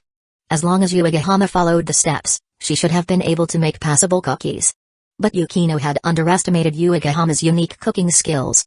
Despite following the recipe step by step and using the correct ingredients, no matter what they did, whether Yukino helped directly or guided her from the side, the result was always the same: the cookies were inedible. For the first time in her life, Yukino felt a sense of despair in the kitchen. She even began to question her own abilities. After several failed batches, Yukino finally gave up. The last batch of cookies, which had been made under her direct supervision, was still so bad that Yukino couldn't bring herself to say they were good. So, she had told Yuagahama, anyone who tastes these will certainly feel your sincerity. It wasn't a lie, but Yukino still felt guilty about it. Now, watching Ryo about to taste one of those cookies, she wanted to stop him but realized it was too late. Ryo took a bite of the cookie. And then calmly swallowed it. Yukino was stunned. Did he really just swallow it that easily? Chapter 49, Honest and Blunt. Seeing Ryo calmly eat the cookie without a change in expression, Yuagahama's eyes lit up with excitement. Ryo-kun, how is it? Does it taste good? She asked eagerly. Even Yukino cast a curious glance his way, wondering if he would lie. She didn't like dishonesty, but considering how much effort Yui had put into making the cookies, Yukino realized that telling the truth might severely hurt Yui, who was filled with anticipation. For the first time, she hoped Ryo might lie to spare Yui's feelings. However, Ryo remained calm and shook his head. It doesn't taste good. In fact, it's probably the worst cookie I've ever eaten. Yuagahama froze in place, stunned as if she had just been struck by lightning. Yukino was equally dumbfounded. This guy was brutally honest. Even she thought that such blunt honesty was a bit inappropriate. He could have softened the blow a little. Yui's shoulders slumped as she lowered her head in disappointment. Sigh. Yukino sighed inwardly. She blamed herself for not secretly mixing her own cookies into the batch. That might have made things turn out differently. But then Ryo's next words turned the situation around. Even though it tastes bad, I really appreciate it. Thank you, Yuagahama-san. Completely unexpected. Is he just comforting me? Both Yuagahama and Yukino thought the same thing. Yui wiped away the tears that had welled up from being so disheartened. Fighting back her sobs, she said. Ryo-kun, you don't have to comfort me. I'm really sorry for giving you something so terrible. She began to bow in apology, but Ryo gently grabbed her right shoulder. There's no need to apologize. I'm not lying to comfort you. Yui bit her lip, not entirely convinced. But then Ryo raised her right hand in front of her and said, I have very sharp senses, especially my sense of taste. I could immediately taste a faint hint of blood in the cookie. He gently brushed his fingers over Yui's right index finger, which was wrapped in a bandage. This finger, you injured it while making the cookies for me, didn't you? Yukino frowned in confusion. He could taste blood from a baked cookie? That didn't seem possible. But even though it sounded like a wild guess, it turned out to be accurate. Yui had indeed cut her finger while baking. Yukino assumed it was just a lucky guess meant to comfort Yui, but in reality, Ryo's heightened senses were genuine. As he had grown stronger, his senses had become incredibly sharp. His sense of taste, borrowing a concept from a particular food-based anime, was at least on par with a god's tongue. He could even distinguish the subtle sweetness in Mai's juices, so detecting a trace of blood was no challenge at all. But did Yui believe him? At the moment, she wasn't thinking too deeply about it. Because as Ryo's hand brushed over hers and his gentle words reached her ears, her body tingled as if tiny ants were crawling over her skin. Does your wound still hurt? Seeing Ryo start to lift the bandage as if to check the wound, Yui was overwhelmed by an odd sensation. like he was about to undress her. Blushing furiously, she quickly pulled her hand back. And no. Thank you for your concern, Rao-kun, but I'm fine. However, this thank you gift doesn't count. Next time, I'll make sure it's something you'll enjoy. From start to finish, she didn't dare meet Rao's gaze. After hurriedly blurting out her words, she practically fled from the classroom. Now, the two remaining people, who weren't that familiar with each other, exchanged glances. Yukino naturally averted her gaze and broke the silence first. Rao-kun, how did you know about the service club's mission? Rao didn't try to impress the beautiful girl he had taken a liking to with some grand explanation. He knew Yukino wouldn't believe vague answers. So, he casually brought up a familiar name. Shizuka Hiratsuka-sensei told me about it before. Hiratsuka-sensei? Suddenly, Yukino recognized his name. Oh, so it's you. You've heard of me? Rao asked curiously. Yukino set down her book and took a sip of her tea. Hiratsuka-sensei had mentioned your academic performance to me. She said she would recommend you to this club. Not only was Hiratsuka-sensei her former teacher, but she was also a friend of Yukino's older sister. Because of this connection, Yukino was familiar with her. When Hiratsuka brought it up, Yukino hadn't thought much of it. She had seen Rao's grades before. He had always hovered around just outside the top 100. Even when he improved, it was never by more than 10 spots, meaning he never made significant progress or fell behind. In a way, that was impressive on its own. This curiosity led Yukino to accept Hiratsuka's recommendation. Chapter 50, Rooftop Scene. Yukino had accepted Shizuka Hiratsuka's request, but Rao didn't seem to come seeking her as expected. Confirming her suspicion, she asked. You never actually came looking for me? Yeah, I didn't think it was necessary, Rao replied, shrugging. Oh? You think you can make progress on your own? Yukino-shita's tone remained cool. I've been improving recently. Maybe I'll even get first place in the midterms this time. Upon hearing this, Yukino-shita's interest in him dwindled. Her cold response drifted out.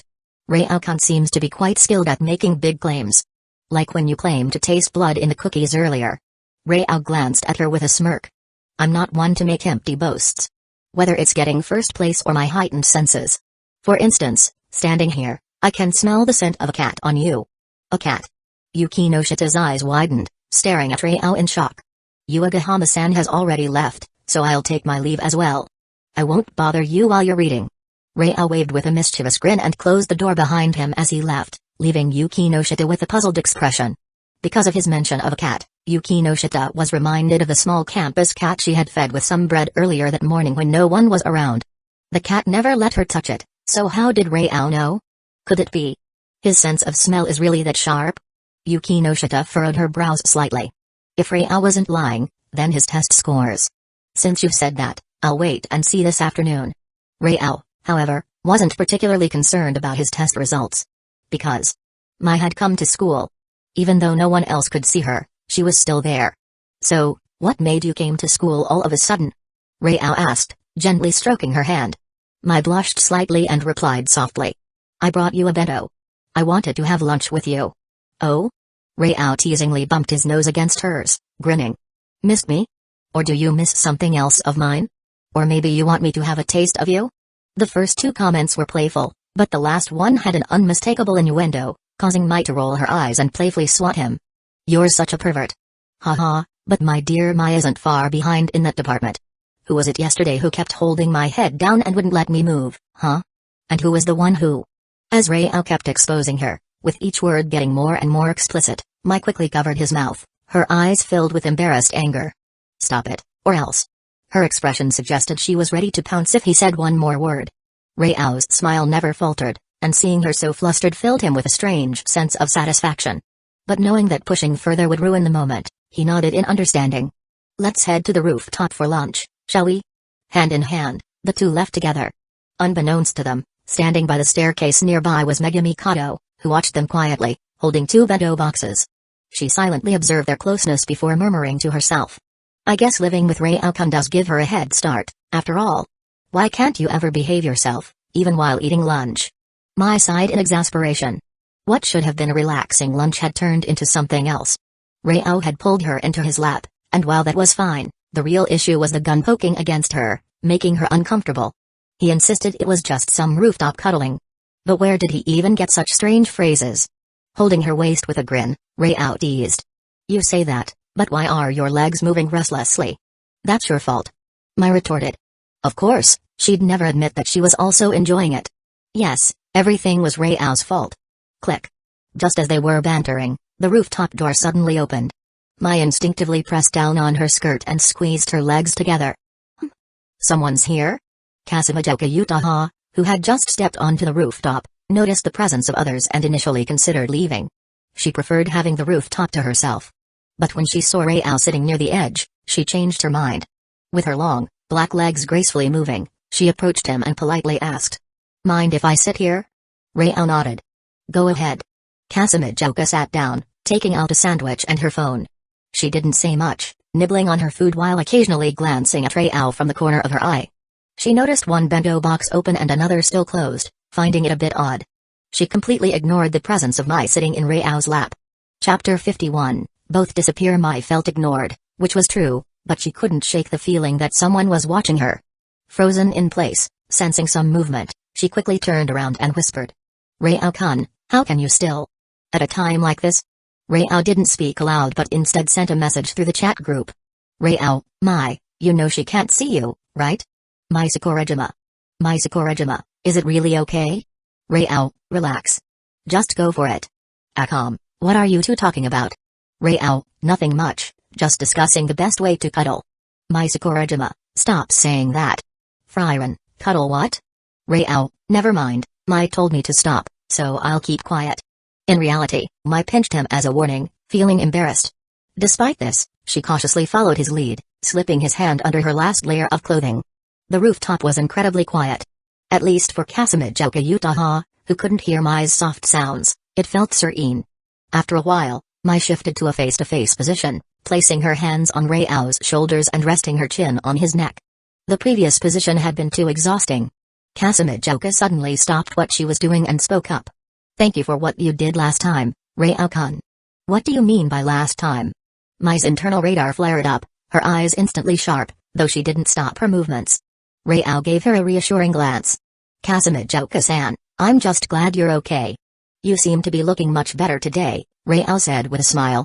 "Hopefully, you won't pass out from lack of sleep again, right?" Kasumijoka's gaze darkened. "Rao-kun, don't you know it's embarrassing to bring up someone's shortcomings?" Rao shrugged. "There's no one else here anyway.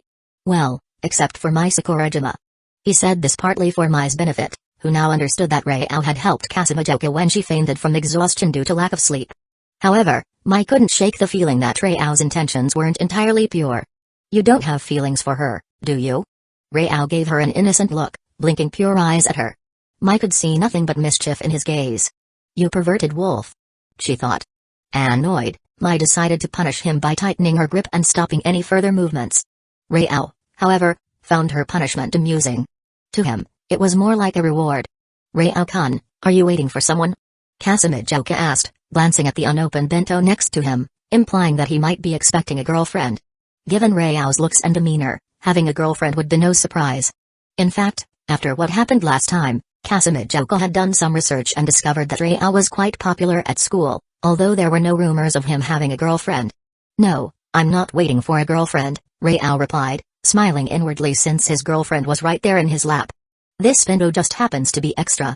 Mai wasn't in the mood to eat anymore, so Rao offered it. "If you don't mind, you can have it.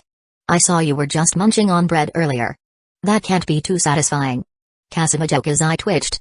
Was he really calling her food unsatisfying to her face? She intended to decline, but when Rao opened the untouched bento, she couldn't help but be tempted by how delicious it looked. Gulp. She swallowed instinctively, hesitating. "Are you sure I can have this?" "Of course." Rao ignored Mai's furious expression and handed over the bento. "Thank you." Kasumijoka couldn't resist and accepted it. Lately, with her editor Machida Sanoko pushing her deadlines, she barely had time to cook, relying on bread and water to survive while focusing on her writing. When she took her first bite, her eyes widened. "This is delicious. Did you make it yourself?" Rao laughed and glanced at Mai, who was pouting. "Haha, no, a certain celebrity made it for me." As he said this, he gently rubbed the soft figure in his arms. In a low voice, he whispered to Mai. "After all, we can't finish it ourselves, right?" "Humphrey." Mai huffed in frustration. She was upset. He was giving away her bento, using her effort to please another woman. Upset, she clenched her hands and refused to let go of her grip. Sigh. Rao let out a deep sigh. Enough was enough. There were limits to his patience. Eek. Before Mai could react, Rao scooped her up into his arms. Wait. You'll get caught. Mai panicked. But Rao chuckled. Don't worry. Did you forget about the ability I got from our trade? Mai's eyes widened as she remembered. You mean? Exactly what you're thinking. Right now, Kasamijoka can't even notice us. Just as he said, Kasamijoka was engrossed in her meal, completely oblivious to Rao's presence. Chapter 52, The Restless Wind on the Rooftop. Rao gently removed Mai's hands and pinned them along with a butterfly clasp to the stone ledge. He then asked the question he had been wanting to ask. Mai, are you ready now? Understanding what he meant, Mai bit her lip, her gaze flickering nervously as she replied. Not yet. Rao noticed her hesitation. Tell me, what are you worried about?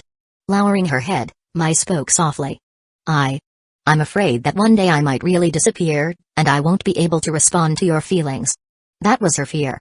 That she might eventually fade away to the point where even Rao couldn't remember her. So that's what it is, Rao said, a soft smile forming on his lips. If that's the case, let's fix it. He leaned in and kissed her forehead. A radiant light enveloped her as he granted her a blessing. Mai immediately felt a change within her body, a surge of powerful energy flowing through her. She now had a pair of shimmering earrings beneath her ears, and red dragon scales appeared on her arms and cheeks. What is this? Mai was shocked by her transformation. Name, Mai Sakurajima, Level 3, Abilities, Dragon Strength, Cognitive Disappearance, Rao's Blessing, Inherent Device, Void Star. Dragon Strength, grants the body the strength of a dragon. Inherent Device, Void Star, earrings that can erase the existence of objects.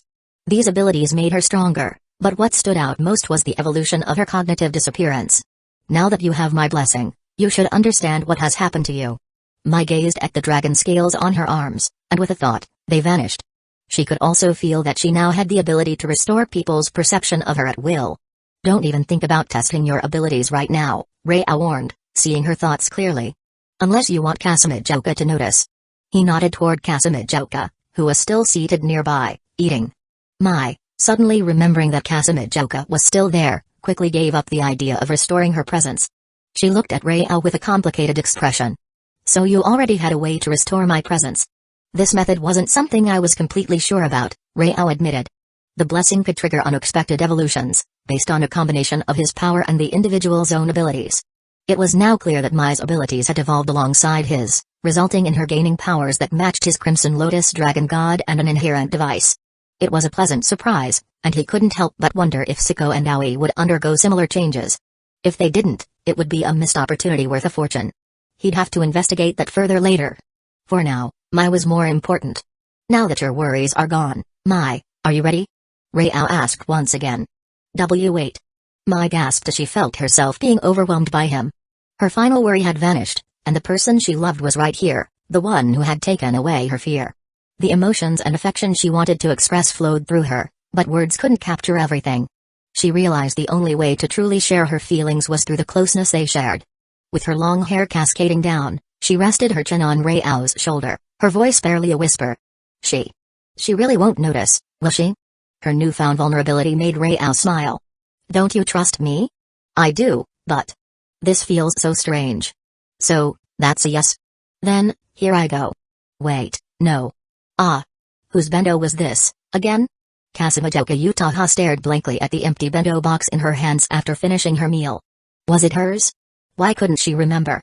She recalled talking to someone earlier, but when she glanced around the rooftop, it was completely empty, save for the sound of the metal railing rattling in the wind. Wait. There was no wind. Kasamijoka's face went pale as she stared at the shaking railing, recalling various ghost stories about rooftops in schools. Frightened, she hastily packed up the bento box and fled from the rooftop, running as fast as she could. Still gripping the railing, Mai sighed, exhausted. You said she wouldn't notice. Rao grinned mischievously, replying. Haha, I lied, Mai. Kasamijoka has been able to see us the whole time. Mai's reaction was immediate, her eyes widening in shock. Rao couldn't help but laugh as the wind whipped across the rooftop. That day, the rooftop was filled with an unusually loud and restless breeze, and the rattling metal railing stood witness to everything that had transpired. Chapter 53, Too Many Girls Are Paying Attention. Afternoon.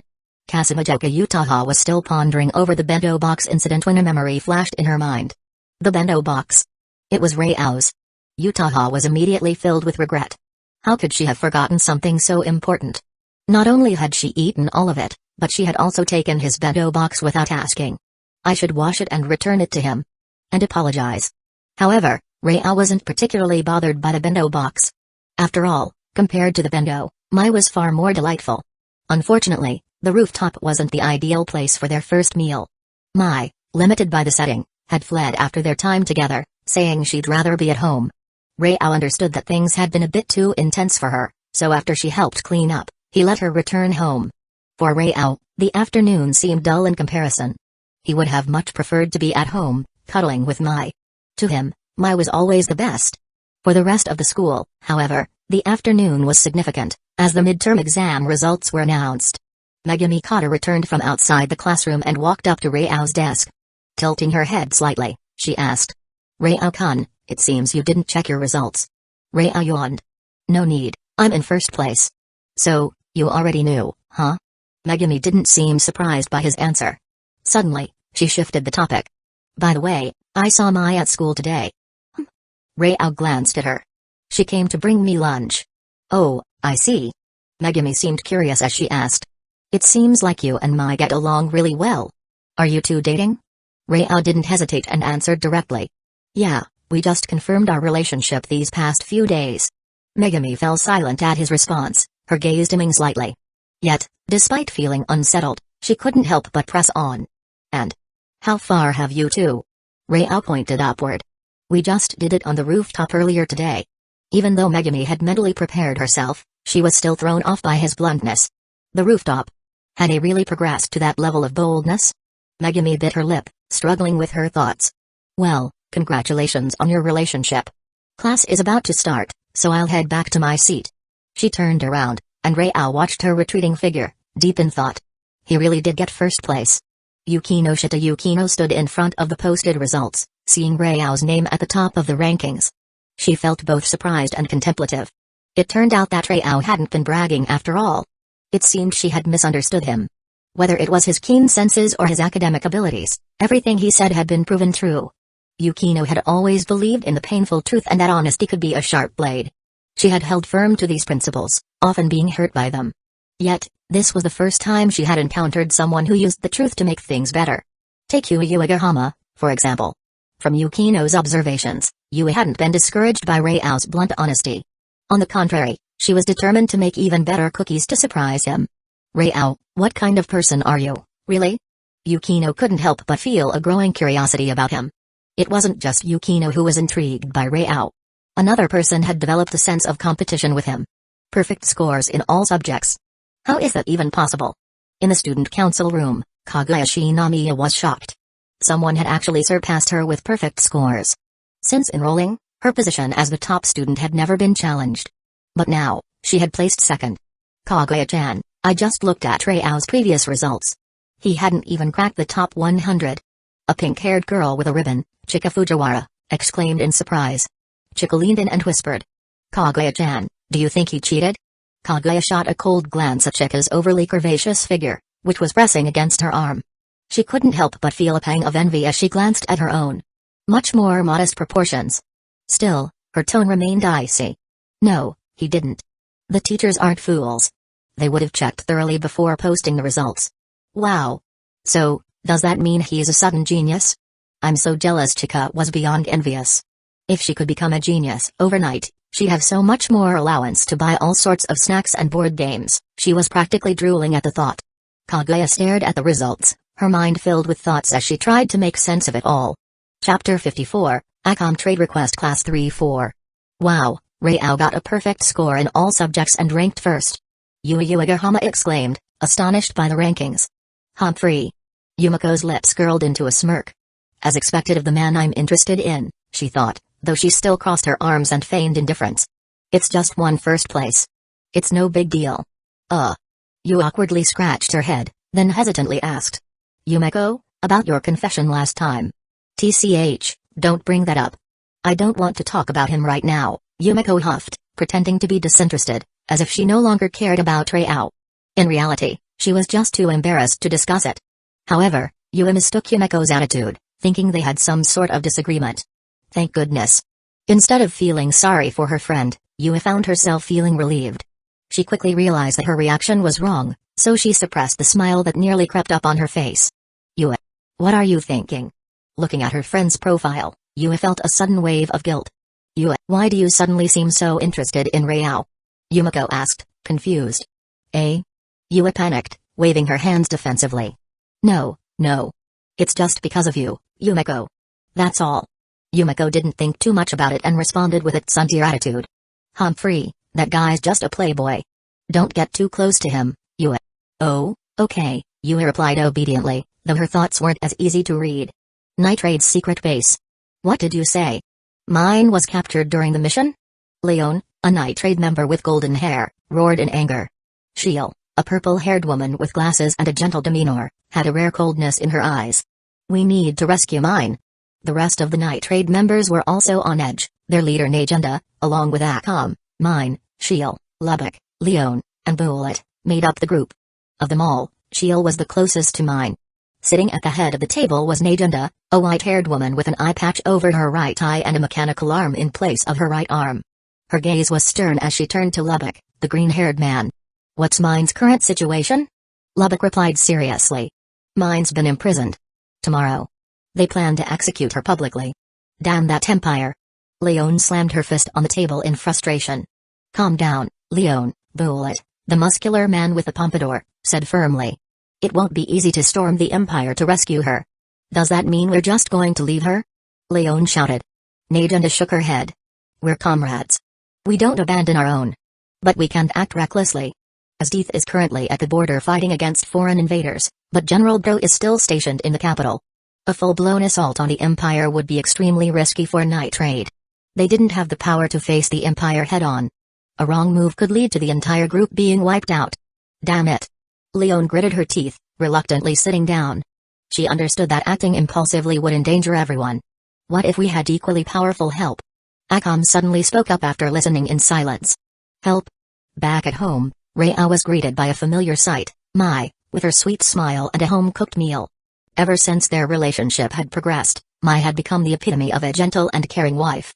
You're back. Let's eat, she said softly, but before she could do more, Ruiao wrapped his arms around her waist from behind. Leaning close to her ear, he whispered. Shouldn't there be a choice between eating dinner first or eating you first? You pervert. You've been watching too much weird stuff. There's no such thing, Mai blushed, slapping his hands away playfully. Feigning anger, she stammered. Ruiao, don't mess around. What happened at noon was just me repaying you for solving my physical issue. Don't force anything without my consent. Hee, Mai, don't tell me you're going to say it was just a trade? A trade, my foot. Mai shot him a sharp look. You've got trades on the brain, you wolf. Haha, well, I am the leader of a trade group, after all. Ruiao chuckled, though he wasn't actually planning to press Mai further. He was just teasing her. But that didn't stop him from picking her up and sitting her on his lap. Feed me, he said with a grin. Seeing that he wasn't going to push things, Mai relaxed a little. She still had some fear lingering from earlier. It had hurt more than she had expected. Especially given that Ruiao wasn't average. Mai felt she needed time to adjust. With that in mind, she obediently picked up some food with her chopsticks and fed him. Ruiao couldn't help but sigh in contentment. Marrying someone like you, Mai, would make any man feel blessed. Mai rolled her eyes. Who said I was going to marry you? Haha. Ruiao didn't argue.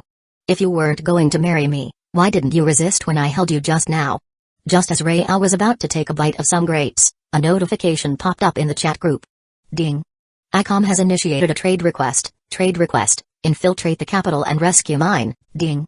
Please choose your trade condition, Chapter 55, bringing 3 women in another world. Mine was captured by the Empire? This news genuinely surprised Ruiao. He withdrew his hands from their cozy position on Mai's chest. Mai blinked, feeling a sudden emptiness where his hands had been. Instinctively, she squirmed. Why'd you stop? You really are getting addicted, Ruiao teased, playfully pinching her delicate nose before gently lifting her and placing her on a nearby chair. Akam has a mission to rescue someone. I need to go for a bit, he said, giving Mai a soft kiss on the lips. You're coming with me. I can travel between worlds too? Mai asked, slightly taken aback. Yes, now that you have my protection, it's time to give you some practice, Ruiao replied, smiling. He reviewed Akom's trade request, which included her prized possession, the Tigu. Shortly after, a notification appeared. Ding. Trade initiated, trade partner, Akom, trade request, infiltrate the Empire and rescue mine, trade condition, 1 cut killer, Morass aim, duration, 3 hours, Stella, so, Akom is making a trade too? Fryron, it seems she's trying to save someone. Akom, it's my comrade. She was captured by the Empire during a mission. Sakobujujima, I recall you mentioning Night Raid, a group of assassins. Stella, oh, the group that punishes evil, right? Rao, Sakobujujima, Ayam Yamagawa, get ready. Ayam, we're going to? Rao, that's right. Sakobujujima, I'm ready anytime. Ayam, same here. Rao, alright then, let's not waste any more time. Let's get started. Akom, who exactly is this help you're talking about? Leon finally asked, unable to hold back her curiosity. Night Raid was fully geared up, waiting in the dark forest for the reinforcements Akom had mentioned. But so far, they had seen no one. The other members were equally confused. Akom wasn't the type to socialize much outside of their group, and none of them had ever heard of her having outside allies. Akom's eyes shifted slightly as she gazed into the distance. They're here. Who's there? Najunda and Bulat immediately sensed something and went into combat stances. To their shock, a man and 3 women suddenly appeared behind them without a sound. Najunda's eyes narrowed as she stared at the smiling Rao. A cold sweat formed on her back. The pressure he exuded was greater than even his deeds. A terrifying force. This man is incredibly strong. Rao's cold gaze swept over the Night Raid members, making them feel as though they had just narrowly escaped death. Akom, aren't you going to introduce us to your friends? Rao's gaze finally landed on Akom, dressed simply in her sailor uniform with her long black hair and red eyes, the same determined and unyielding expression he knew well. Akom nodded. These are my comrades from Night Raid. Najunda, Leon. She introduced each member one by one, though Rao already knew who they were. Most of the Night Raid members were around level 10, and their strength came more from their Tigu than from personal combat abilities. Hey, it's nice to meet you all, Night Raid. As Akom probably told you, I'm the help she mentioned. You can call me Rao, he said with a smirk. The Night Raid members exchanged glances, their faces full of surprise and caution. So the help is real. Najunda gave a subtle signal, and the group relaxed their combat stances slightly, though they kept their Tigu at the ready. Even if Akom vouched for him, they were wary of this stranger. After all, his presence was dangerous. As the leader, Najunda stepped forward with the proper etiquette. Rao, I don't mean to be rude, but may I ask what faction you and your companions represent? Rao calmly wrapped his arm around Mai's waist. These 3 women are with me. They're just here to see the world. Mai stayed quiet, letting Rao handle the situation. She was curious about the people from this other world, but she knew when to keep a low profile for her partner's sake. 3 women? Najunda and the others were somewhat surprised but didn't find it too unusual. Nobles often had multiple women accompanying them, though Rao and his companions didn't seem to be dressed like nobles. As for what faction I represent, Rao continued. I don't represent any faction. I'm just here as an individual. He pointed to Akom. I came because I made a trade with Akom. Chapter 56, No Planet Trade? Najunda mulled over the word and glanced at Akom for confirmation. Akom nodded. Yes, I made a trade with Rao. That's why he's helping us rescue mine. The Night Raid members had initially assumed that Rao was a friend or an ally of Akom. They hadn't expected it to be purely transactional. Najunda was curious about the terms of the trade, but asking such a direct question in front of Rao seemed unwise. After a moment of contemplation, she spoke. Could you perhaps share with us the nature of your abilities or the Tigu you possess? That way, we can better devise a strategy. Najunda wanted to understand what kind of power or weaponry they had brought into the mix that made them so confident. A strategy? Rao waved his hand dismissively. That won't be necessary. Let's just head straight to the Empire. No strategy? That's reckless. Even Leon, who usually disliked detailed plans, found this hard to swallow. Lubbock's face darkened. Without a plan, are you trying to get us killed? Akom intervened. Trust him. Everyone fell silent, unsure of how to proceed. Najunda, after much thought, asked Akom again. Akom, are you sure we can trust them? Akom nodded firmly. Yes, because it's a trade. Rao raised an eyebrow, finding it amusing how much Akom valued the trade. Whether the Night Raid trusted him or not didn't matter. He could rescue mine on his own, if necessary. For him, completing the trade was the priority. After a long silence, Najunda made her decision. Alright, Akom, I trust you. Let's move out to the imperial capital. With the leader's decision made, the others had no choice but to follow, even if they still had doubts. On the way, the group traveled by carriage. The conversation was sparse but mainly revolved around Najunda trying to learn more about Rao and his companions. Unfortunately for her, Mai, Siko, and Ion couldn't divulge any information related to the chat group, nor could they discuss the specifics of their world. In front of others, they deferred entirely to Rao. However, through the conversations with the Nitrade members, it became clear just how corrupt the empire was. Tales of murder, rape, human trafficking, and even cannibalistic nobles filled the air. These horrors were enough to make even someone as hardened as Siko frown. Iam, in particular, sighed deeply, commenting. An empire like this, which disregards its people, is destined for ruin. The Nitrade members gave Iam approving looks. If it weren't for the current circumstances, they might have even tried recruiting her. Meanwhile, Mai nestled closer into Rao's arms, visibly uncomfortable with the horrifying stories. As a former ordinary citizen, she had never encountered such atrocities. "We're here," Lubbock called from the front of the carriage, pulling it to a stop. In the distance, they could see the imperial capital, protected by tall walls. Even at night, the city was well guarded, with soldiers patrolling in preparation for the public execution of a captured Nitrade member. "Mine. So, we'll charge indirectly?" Leon asked, eager for action. "That would be too dangerous," Shiel suggested. "A stealthy approach might be better." "Let me sneak in and gather information," Bullet offered. His Tigu Incursio allowed him to turn invisible, making him the ideal candidate for the job. Incursio, a powerful armor-type Tigu made from the body of a dangerous dragon-like creature, was known for its defense and its ability to make its user invisible for short periods of time. Though it sounded like a good plan, it wasn't foolproof. "Stealth is essential," Najunda agreed. "There are plenty of Imperial Tigu users inside. We need to be careful." But before she could finish her thoughts, Lubbock's eyes widened in shock. "Hey, what are you doing?" Everyone turned to see Rao walking out of the forest and heading straight toward the gates of the capital. He turned back, flashing a smile. "What else?" "I'm going to sneak in." Behind him, massive crimson dragon wings made of flames unfurled, and with a powerful gust of wind, Rao soared into the night sky, heading directly for the heart of the imperial capital. "What the hell is he doing?" Lubbock shouted angrily. "He's going to get us all exposed." But Najunda, her expression grim, murmured. "Is that a Tigu?"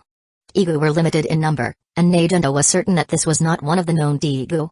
The aura of those wings felt too real, too terrifying, as though they were made from the essence of a dangerous dragon itself. "Najunda, what should we do?" Leon asked, growing anxious. Before Najunda could respond, Akam spoke up. Rao said we should just watch. Rao had indeed sent a message through the chat group. "Rao, Akam, may I? The rest of you just wait and watch." "My Sakurajima, alright." Akam, understood. "The chat group is asking if I should start a live stream. Should I?" Stella, "Of course. I want to watch." Fryron, grabbing popcorn. Akam, "Alright then." Ding.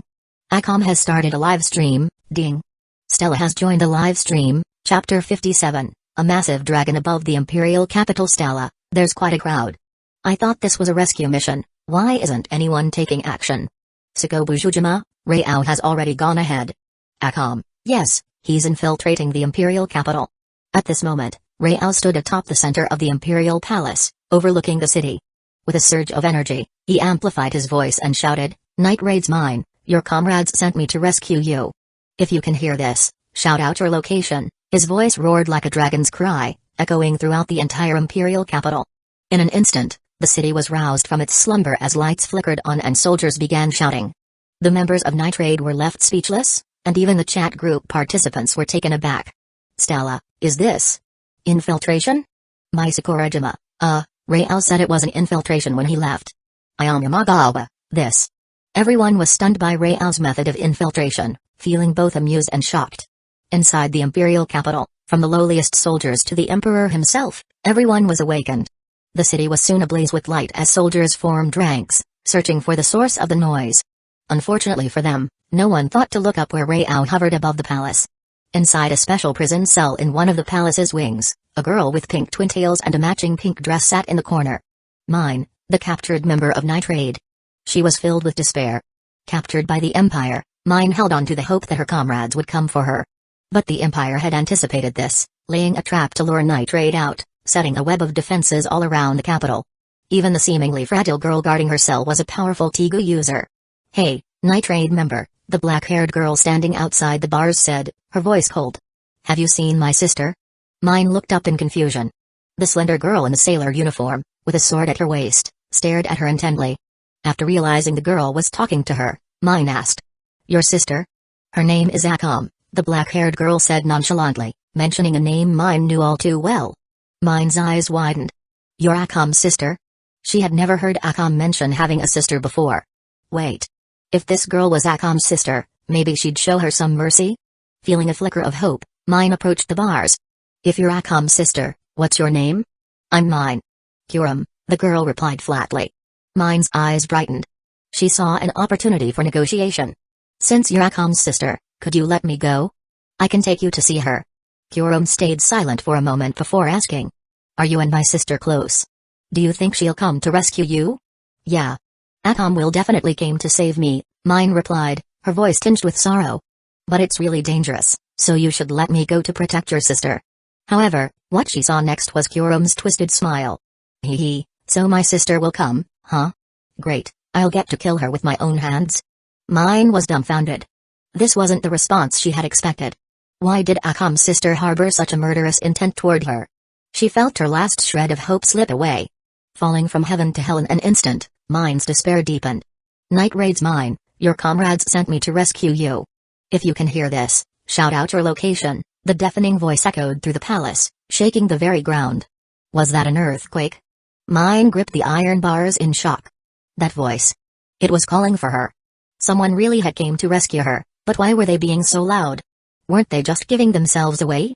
She turned to Kuram and asked, "Is this part of your plan too?" She assumed it was an imperial ploy to lure out Night Raid. However, Kuram tilted her head, looking genuinely puzzled. "I don't know what you're talking about." "Huh?" Kuram's expression didn't seem fake, leading Mine to wonder if her rescuers were actually real. She thought for a moment before taking a deep breath and shouting at the top of her lungs, "I'm here." "Oh, there you are," Rael smirked as he locked onto Mine's location. "Looks like I can complete the trade easily. Time to begin the infiltration." "What the hell is that?" Leone shouted as she saw a red dot in the sky rapidly growing larger. In just the blink of an eye, a massive, nearly 100-meter-tall creature soared over the imperial capital. Its vast wings blocked out the sky, its long, muscular tail swayed menacingly, and its sharp claws gleamed with a deadly edge. Its massive body was covered in crimson, fire-like scales, and with each breath, flames flickered, casting the skies in a fiery glow. Atop this behemoth was a dragon's fearsome head, snarling as it exhaled waves of fire. Chapter 58, This is Infiltration. That's a dragon-type danger beast? Najunda was shocked to see a dragon-type danger beast appear above the imperial capital. Even from outside the city, she could feel the intense heat rapidly rising in the air. The gusts of wind from the dragon's wings carried waves of scorching heat, pressing down on every corner of the capital. She could hardly imagine the kind of power this beast must possess. Siko and the others were equally astonished. But after her initial shock, Mai felt something within her resonate. With a sudden understanding, she spoke up, "That's Raow." All eyes turned toward her.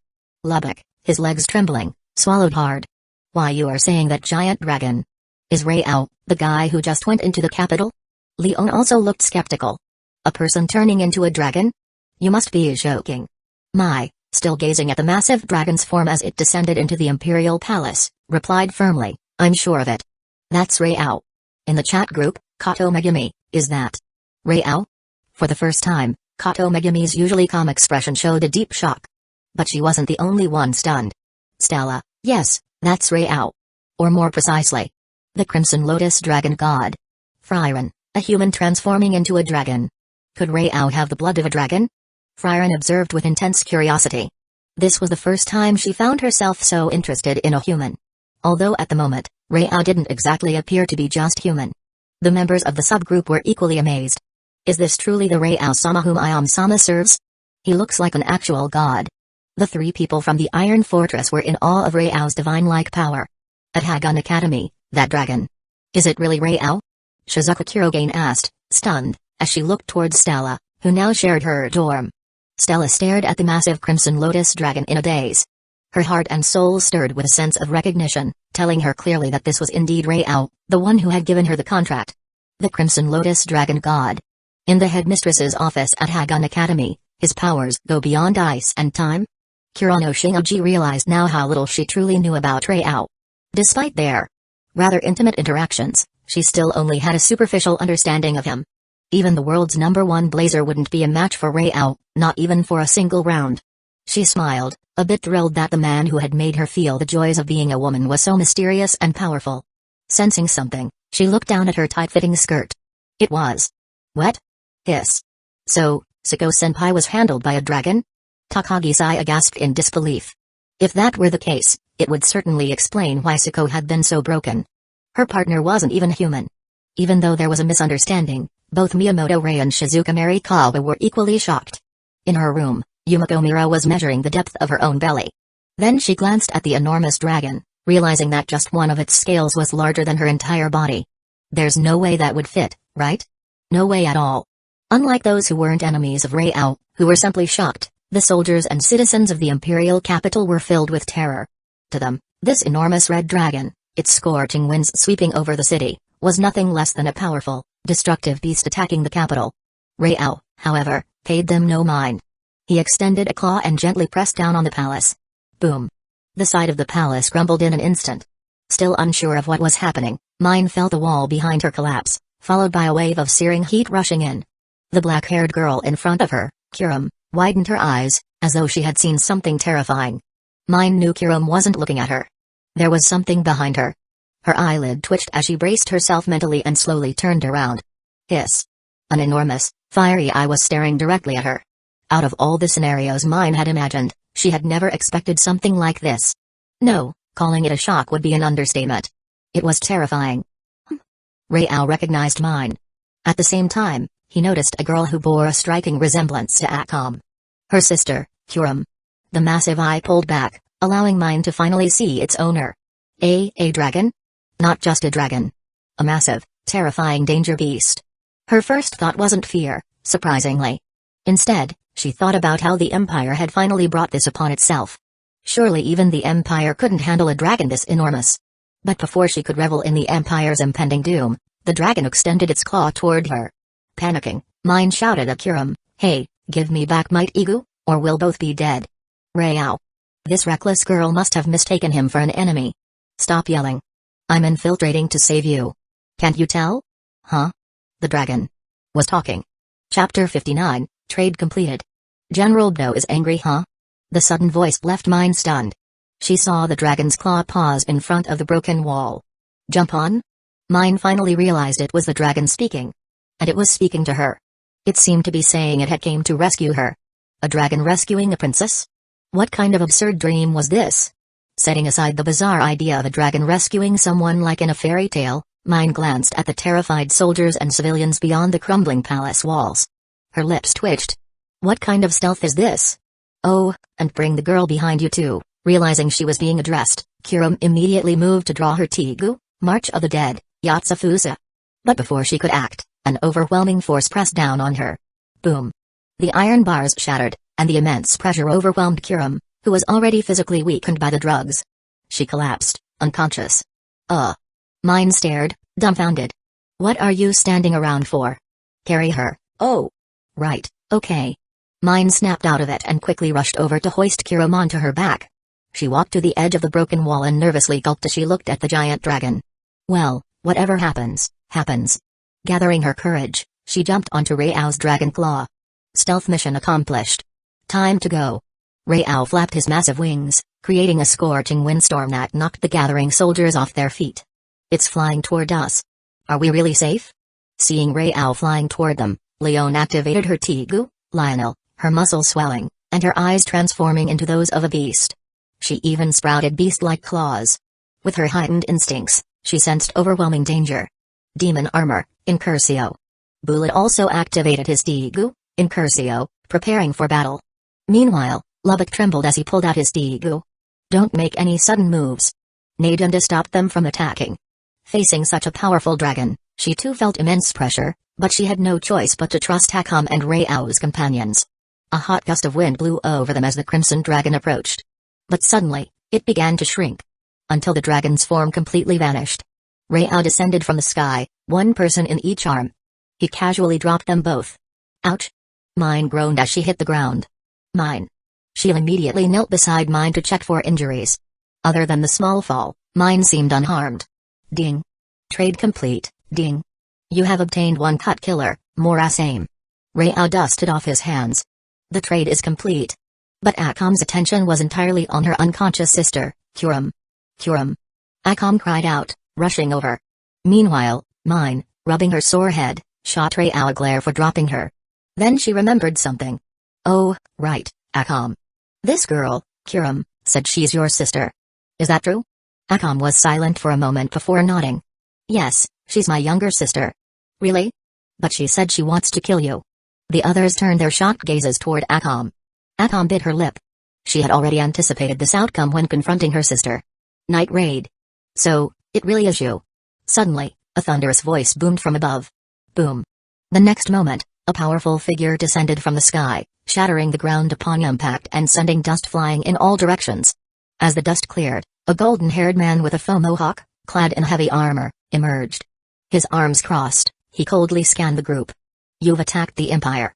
None of you will leave here. General Do. Najanda's eyes widened in alarm. As she feared, all the commotion had attracted this loyalist general. Najanda, traitor of the Empire, you will face judgment. Najanda, a former general of the Empire, was well known to Do. Hey, the Empire has long since rotted from the inside. A regime that exploits its citizens deserves to be overthrown. Najanda sneered, discreetly signaling the others, especially Rao's group, to prepare for battle. She could already hear the Imperial army surrounding them. They needed to escape quickly.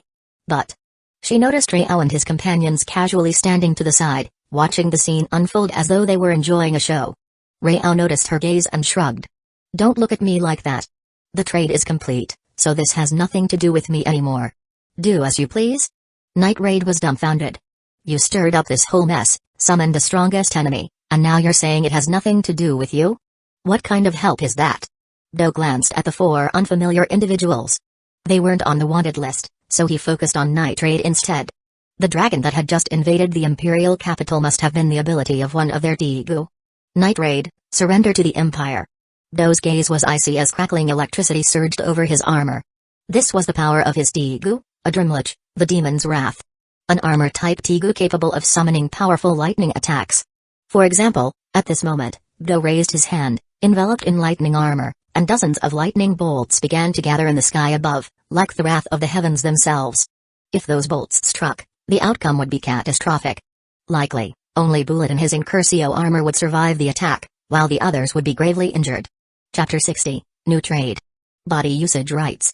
Lubbock was in shock. Hey, how are we supposed to fight this? Leon suggested. Maybe we should split up and run? She laughed. But what about Mine? Mine, feeling guilty, said. I'm sorry, everyone. It's my fault you're all in danger. Najanda also looked grim. Facing Do meant losses were inevitable, even if they tried to escape. If that happened, what would have been the point of their rescue mission? She called out to Akom. Akom, is there any way to make a deal with Rao to cover our retreat? The best scenario would be for Rao to step in and help them escape. Akom silently initiated a trade request. Ding. Akom has sent a trade request, trade content, cover their retreat. Ding. Please select trade terms. Rao, a little disappointed, shook his head. You're not choosing to fight first? He had hoped for a bit of action. Nevertheless, he chose the final trade terms available from Akom and quickly received the confirmation. Ding. Trade started, trade partner, Akom. Trade content, cover their retreat. Trade terms, body usage rights for 1 time. Duration, 3 hours. Standing nearby, Mai looked at Rao with a strange expression. She suspected Rao had done this on purpose, but she couldn't find any reason to object. Do seemed powerful, and she didn't want Rao to take unnecessary risks. However, she had misunderstood. Do wasn't that strong in Rao's eyes. Target, Do. Level, 15. Abilities, none. Possession, a Drumroll, the Demon's Wrath. Do's true strength came from his Tegu, though even that wasn't particularly impressive to Rao. Meanwhile, thousands of soldiers, holding torches, surrounded the forest, illuminating the area as they advanced. Do sneered. I'll give you one last chance to surrender. Surrender? Leon scoffed. We'd just get beheaded anyway. Let's fight them. Mine, gritting her teeth, muttered. I'm so sorry, everyone. This is all my fault. Hey, no need for fighting, Raoul said casually. You should thank Akam. As he spoke, thin tendrils of cold air began to escape from his mouth. Do's gaze locked onto him, but before he could react, a torrent of freezing cold erupted forth. Asdeath. The sheer intensity of the cold made Do think of Asdeath, but before he could make any moves, the cold wave surged forward, engulfing not just him but the thousands of soldiers around them. Crack. Crack. Crack. Najunda and the others shivered as the temperature plummeted. In the blink of an eye, Do and all the surrounding enemies had been turned into ice sculptures, their bodies encased in crystalline frost. The entire forest for miles around was frozen solid. It wasn't Asdeath. Najunda was in shock. Hadn't Raoul just demonstrated his ability to transform into a fire dragon? Now, he was displaying ice powers that rivaled Asdeath's. How was this possible? Raoul, accompanied by Mai and the others, approached the frozen scene. I've fulfilled the deal to cover your retreat, so stop wasting time and head back to your base. Najunda snapped out of her shock, but she was still wary, eyeing the frozen Do. Do won't let us leave it easily, she said cautiously. In her experience, not even Asdeath's eyes could kill Do outright. Unfortunately for her, it wasn't Asdeath who attacked. It was Raoul. With a smile, Raoul raised his hand and snapped his fingers. Crack. Crack. Crack. One by one, the ice statues began to shatter into fragments. In front of their eyes, the frozen soldiers, and even Do, crumbled into dust. Najunda's face displayed disbelief for the first time. Do is dead? Her voice trembled as she spoke. There was no way the shattered remains could form back into a human. Gulp. Lubbock and the others swallowed hard. Leon could hardly believe it. He wiped out all of them. Just like that. Who are you? Mine stared in awe at Raoul's side profile. This man, who had saved her, possessed such terrifying strength that it made her heart race. Do, a general whose power was feared throughout the Empire, didn't even get a chance to speak before he was obliterated. The obstacle is gone. Now leave, don't waste my time. Raoul clearly had more important things to attend to. Akam, mistaking his impatience for a desire to quickly claim his trade reward, hoisted Kurom onto her back and urged. We should go now. Najunda, regaining her composure, gave Raoul a respectful glance before addressing her team. Let's return to the base. Chapter 61, Leveling Up Time. Nitrade's secret base was hidden deep within the mountains. Originally, it was just a cave, but over time, they had expanded it, adding individual rooms for the members. Ding. Trade complete. After completing the trade, Raoul showed no interest in involving himself in Nitrade's internal affairs. While they held a meeting, he decided to rest in Akam's room, unconcerned about the unconscious Kurom lying on the bed. His focus shifted to Mai, who had been silent ever since they left the capital. Her mind seemed troubled, and it was evident from her expression. Raoul asked. Mai, your thoughts are a bit scattered. Is it because of the people I killed? Mai's body visibly trembled, confirming his suspicion. Her eyes were filled with a complicated mix of emotions, and she gave a bitter smile, saying, I'm sorry, Raoul. I just can't adjust my mindset so quickly. Even though she knew they were Raoul's enemies, she had only recently been a regular person herself. It's all right, Raoul said, pulling Mai into his arms, resting his chin on her forehead to comfort her. Take your time to adjust. That's part of why I brought you here. Mai relaxed in his embrace, visibly calming down. Raoul then turned his attention to Siko and Iam, who were watching enviously. Next, I'll give you both a boost of the protective power. Focus on whether you notice any changes. The two exchanged glances and nodded. Raoul bestowed the protective power once more, and immediately Iam felt it. Raoul-sama, the mark is heating up. She exclaimed. Raoul's eyes brightened. It was working. He used his true sight to check on them. Name, Siko Bujujima, Level 9, Abilities, Dragon Power, Mastery of Swordsmanship, Raoul's Blessing, Inherent Device, Annihilation Spirit Blade, Name, Iam Yamagawa, Level 9, Abilities, Dragon Power, Raoul's Blessing, Frost Arrow Technique, Inherent Device, Echo of the moment it worked. Raoul said excitedly. Both women had gained 2 new abilities. This is. Siko and Iam were shocked to see red dragon scales appear on their bodies. This is the new power granted by the blessing. Take your time to feel it, Raoul instructed. The 2 women closed their eyes and concentrated, causing the dragon scales to fade away. When they opened their eyes, weapons materialized in front of them. In front of Siko was a long katana with intricate purple designs. Inherent Device, Annihilation Spirit Blade, a spirit blade that holds a curse capable of killing in one strike, with the ability to summon a blade spirit. It inherited Morasame's traits? Raoul was surprised. Morasame wasn't an ability, but an item, and yet it had influenced the power granted by his blessing. It was intriguing. Next, Rao turned his gaze to Ayam. Before her was a crystalline longbow. Inherent device, echo of the moment, a bow capable of accelerating and decelerating the time of the arrows it fires, a result of the influence of Rao's time-related ability. Gripping their inherent devices, Siko and Ayam immediately felt a deep connection to the weapons. An extension of their own souls. This is a fine blade. Siko's eyes lit up, clearly eager to use it. Thank you, Rao-sama, Ayam said, her eyes practically glowing with admiration. I didn't grant you these powers just to admire them. Let's put them to use, Rao said, signaling that it was time for action. He led the three women out of the room and toward Nitrade's meeting area. As they entered, Nitrade's members paused, surprised by their sudden appearance. Rao-san, what brings you here? Najunda asked, her tone respectful. Tell me, where's the nearest place filled with danger beasts? Rao asked directly. Danger beasts? Najunda was puzzled as to why he'd want to find such creatures, but she quickly answered. There are 2 nearby mountain ranges where they're known to appear. She pulled out a map and marked the locations. Thanks, Rao said, taking the map. He turned to Akam. I'll collect my reward when I return, so be ready. With that, he departed with Mai, Siko, and Ayam. Since this world was filled with danger beasts, which were stronger than the zombies and Kabane he had faced before, it was the perfect opportunity to gain more experience and grow stronger. It would also give Mai a chance to train and adapt to her new strength. After all, a change in mindset often began with power. Once they had left, silence fell over the meeting room. The others stared at Akam, with Mine eventually breaking the silence. Akam, what exactly did you trade with Rao for his help? Akam remained quiet for a moment. Najunda furrowed her brow, a suspicion forming in her mind. Doe's dead. Lubbock, Brand, disguise yourselves and observe the Empire's next moves, she ordered. Understood. The two replied before promptly leaving. After they had gone, Najunda turned back to Akam. Can you tell us now what you traded? Yes. Akam nodded and finally spoke. For the first trade, to rescue mine, I traded more Asame. Chapter 62, Trade Terms Reaction More Asame? Mine's eyes widened in shock. Everyone in Night Trade knew just how powerful Akam's Tigu was. Leon couldn't hold back her reaction. Isn't that too big of a price to pay? Tigus were the foundation of their ability to fight against the Empire. If Akam lost her one-cut killer sword, more Asame, Night Trade's strength would be significantly diminished. Sorry. Mine lowered her head, not expecting that Akam would have to sacrifice something so important to save her. But Najunda, always sharp, raised a valid question. But your more Asame is still with you. He didn't take it. Akam responded. He won't take it. It's more complicated than that. Hearing this, both Leon and Mine let out a sigh of relief. Phew, that scared me.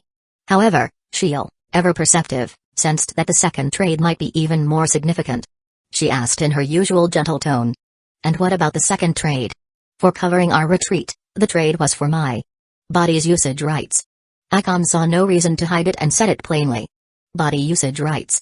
The others were taken aback, interpreting the phrase with varying levels of shock. Leon's face twisted in confusion. Usage rights? Does he mean like a puppet? Sheil, however, had a different guess. I don't think that's what he meant. Mine's face turned beetroot as she shyly asked. Akam. Do you mean that kind of body usage rights? Akam tilted her head and calmly replied. Everyone seems to think it's that kind of usage. The entire meeting room fell silent.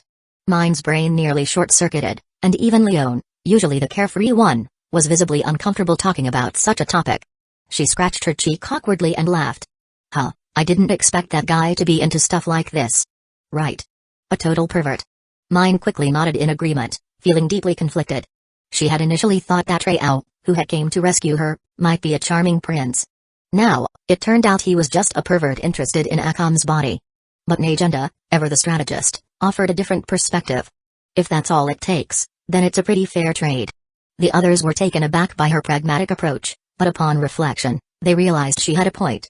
Trading something like that for Rao's help, who had even killed General Bdo, one of their greatest enemies, was indeed a great deal. If it weren't for Najunda's own physical condition, she wouldn't have minded trading herself with Rao. Just a few encounters, and the Empire's downfall would be in sight. But Sheil, who knew Akam better, asked an important question. Akam, do you even know what to do in a situation like that? Akam nodded confidently. I've seen it before. You just lie down. However, she did recall that it seemed more complicated at times. But fortunately, Rhea was the type who would help others, so she figured it wouldn't be an issue. The others exchanged confused looks, realizing that Akam might not fully understand what she was getting into. Leon stood up, deciding to take matters into her own hands. Akam, why don't you join me for a bath later? I'll explain things to you. Najunda didn't stop them. This wasn't something she or anyone else could assist Akam with. Leon would be the best one to help her understand the basics. After the two left, Mine, still blushing, couldn't help but ask. Are we really going to let Akam with Rayao? Leon scratched her head and sighed. Mine, Rayao is way too powerful for us to back out of a deal with him. And besides, if it were me, I wouldn't mind. What? Leon continued nonchalantly. Rayao is not only good-looking and charismatic, but he's also incredibly strong. I've never met a man like him. Mine was at a loss for words. After all, if they tried to back out, who knew if they'd end up frozen and shattered like dough?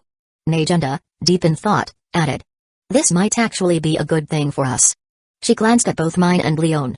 If Rayao offers to make deals with either of you, I earnestly ask that, for the sake of our fight against the Empire, you consider not refusing him. A powerhouse willing to offer his strength in exchange for simple favors of the flesh was an opportunity too great to ignore. To Najunda, Rayao seemed even more powerful than Asdeath, and she knew they couldn't pass up the chance to secure his support. Wait. Mine was stunned.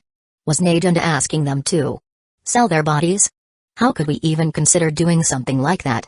Just imagining it made Mine dizzy with embarrassment. But Leon casually shrugged, reclining back with her hands behind her head. I don't really care, to be honest. Besides, I doubt Rayao would even be interested in someone like me, with all my muscles. But if he is, well, I'd say that's a win for me. Najunda sighed. We'll have to see how things play out. Mine was completely baffled. Were they seriously having this conversation? Night Raid, a renowned group of assassins, was starting to sound like a brothel. But then again, when she thought about it, Rayao was handsome and incredibly strong. If he approached her, would she really say no? Chapter 63, Akam trade completed. Gabriel game addiction began. Several hours had passed. In a mountain range, Sako decapitated a giant scorpion-like danger beast with a single slash. Not far from her, a 10-meter-tall energy giant, formed from purple energy and resembling her own form, wielded an enormous purple sword and effortlessly sliced through the danger beast. This was the sword spirit she had summoned. The spirit held the Annihilation Spirit Blade, and it could fight independently, wielding the sword with ease. That's why Rayao had given her more aim, so she wouldn't be left weaponless while the sword spirit fought. On the other side, Iam unleashed several arrows enhanced by time acceleration, rapidly taking down Danger Beast. By now, even Mai had adapted to combat, transforming into a fierce dragon warrior, swiftly taking down small danger beasts with her elusive and unpredictable movements. In just a few hours, all three of them had made significant progress. Sakurajima Mai, level 10, Sakobujujima, level 16, Ayamyamagawa, level 14. The danger beast provided an abundance of experience, after all. Of course, the real beneficiary of all this was Rayao, who had been observing their battles. One of the mountain ranges had been entirely frozen by him, leaving no danger beast alive. The other was mostly cleared, with a small portion left for them to train. Name, Rayao, level 38, abilities, omitted, description, you now possess the power to bring an entire nation to ruin. He had gained a full 7 levels. A satisfying achievement indeed. Fortunately, neither of these mountain ranges had any superclass species. If he recalled correctly, the true backdrop of this world was the existence of such an overwhelmingly powerful danger beast. Tigas were crafted from the materials of these species. Fur, scales, blood, and so on. With just over an hour left, Rayao clapped his hands. Alright, it's time to stop. The three women quickly finished off the danger beast in front of them and gathered around. Are we leaving already?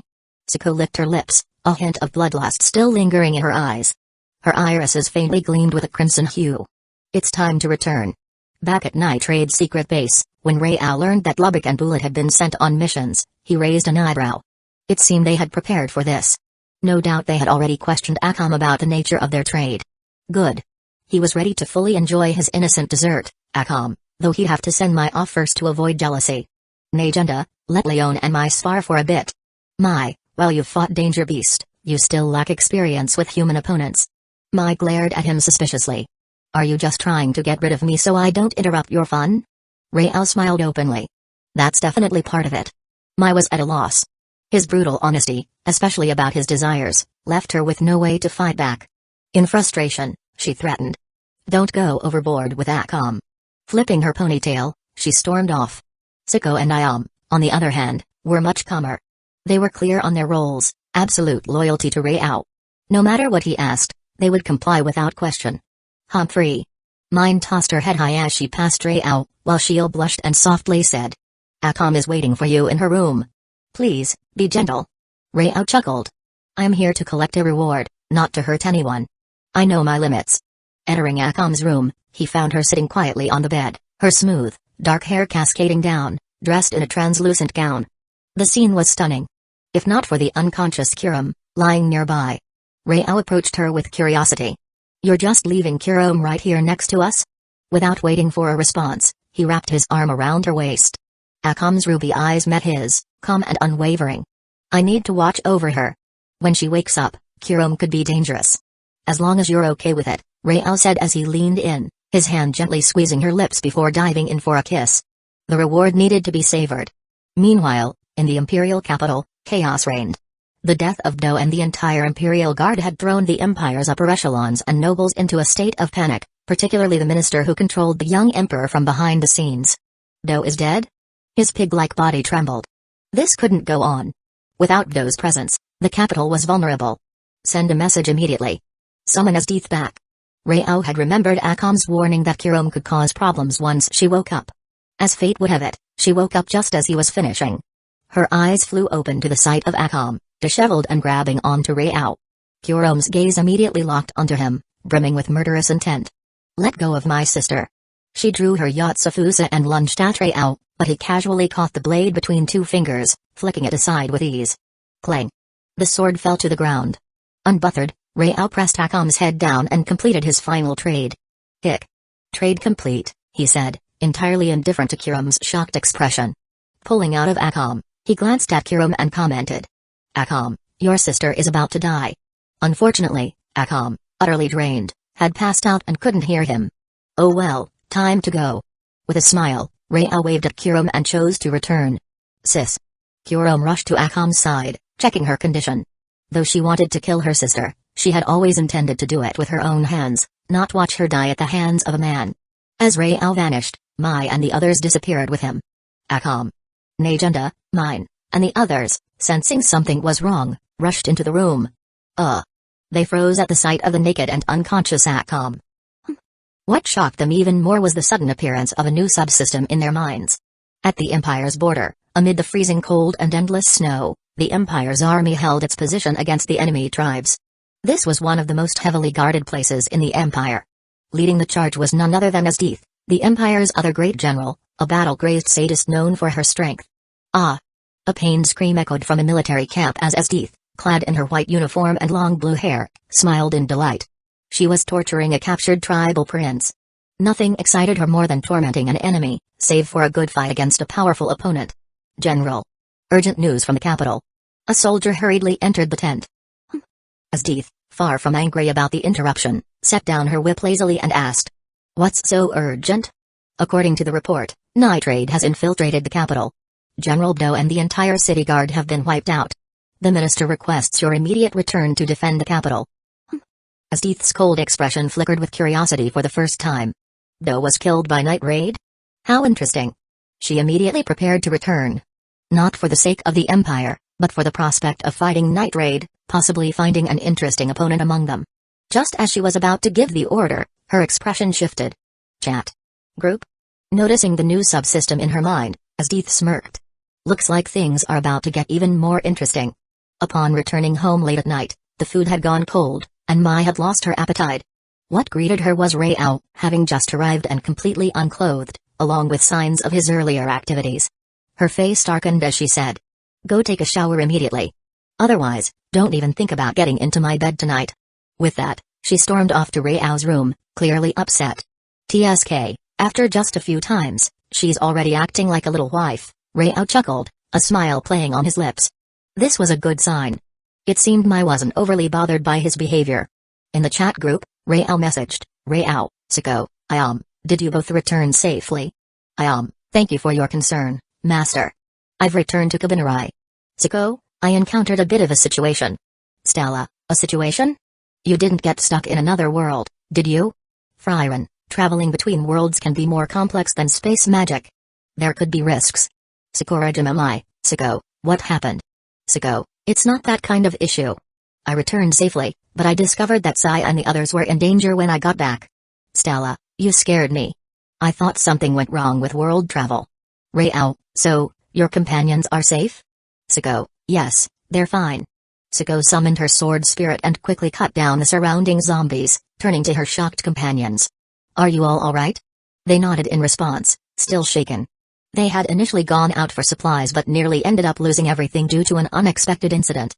Thankfully, Sako had returned in time. They gazed in awe at the powerful purple sword spirit towering over them. What an incredible power. Saya couldn't stop shaking her head. This defies all science. Well, the existence of the chat group and Sako's world travel defies science too, Shizuka said absent-mindedly, hitting the nail on the head. Meanwhile, Rei Miyamoto stared at Sako's sword spirit, her eyes filled with admiration. Sako. How can I become as strong as you? Rei asked Sako, her gaze full of resolve. Sako hesitated for a moment before showing them the chat group. Sako, Rao-kun, Rei wants to know how she can become stronger. Stella, train your combat skills. Frieren, master magic through diligent study. Rao, I assume you mean she's asking how to gain supernatural powers, correct? Sako, yes, exactly. Rao, haha, I suggest you take another look at the chat group's name. The group name? Saya suddenly realized. He means trade? Trade? Isn't that? The three of them instinctively glanced at Sako's abdomen. Ugh. Rei's face turned bright red. Even she felt awkward about bringing it up, especially since every trade was recorded in the chat group. Saya had the same thought, muttering. Humphrey, who would want to make that kind of trade? Shizuka naively commented. Wait, but didn't Sako already become stronger? Saya realized her mistake and quickly apologized. I'm so sorry, Sako-senpai. I didn't mean to offend you. Sako nodded calmly, not bothered at all. Looking at the morass aim that Rao had given her, her eyes were filled with deep affection. She liked her current state very much, and that was enough for her. Rao, you're really something. You just finished with Akam, and now you're after someone else. As Rao walked into the room after his shower, Mai's sarcastic voice greeted him. She had been keeping an eye on the chat group. Rao chuckled and shook his head. He tossed aside the towel and crawled into bed, naturally pulling Mai into his arms. I didn't do anything wrong. The trades were voluntary, weren't they? Humphrey, you always have an excuse, she said, blushing as she gave him a sideways glance. Mai had stopped trying to argue. She had accepted that she couldn't stop him. With Sako, and now Akam in the picture, one more made little difference. But sharing her future with others? That was something she still found deeply unsettling. Turning to face Rao, she bared her teeth and playfully bit his neck. Though she wanted to bite hard, she couldn't bring herself to do so. Instead, she left a small mark. You're not allowed to ignore me or leave me for someone else, or else. Or else what? Rao asked affectionately as he stroked her soft waist. Mai glared at him fiercely. Or else, I'll bite you to death. Her face flushed with embarrassment as she finished speaking and snuggled closer. Let's just go to sleep. I'm tired. Rao could tell she wasn't pretending. The day's events had exhausted her. Deciding not to tease her further, he pulled her close and whispered softly. All right, let's sleep. Right next door to Rei King's house, Gabriel was wide awake, sitting at her computer with a conflicted expression. As a top-tier angel, she was well-versed in the knowledge of the heavenly realm, but she still had much to learn about the human world. Things like computers and smartphones were not allowed in heaven. However, since she aimed to become the best angel, it was important to study human technologies and better integrate into their world. So, Gabriel had purchased a computer, intending to learn and master its use. At least, that was the original plan. But things took a turn. While learning to use a search engine, an advertisement suddenly popped up in the lower right corner of the web page. The large characters spelling "Help Me" immediately caught Gabriel's attention. "Help me," the message even came with a pleading voice. Gabriel's angel radar was triggered. She couldn't ignore someone in need. She clicked on the ad to investigate who was asking for help, only to discover that it was a video game character. Upon entering the game, Gabriel realized that her healing power wasn't enough to save the character. A prompt then appeared, offering to sell her the Holy Angel Staff, a game item that would allow her to heal the character. But at a steep price. Gabriel hesitated. Despite being a top student, she received very little allowance from heaven, and spending on this item might affect her budget for living in the human world.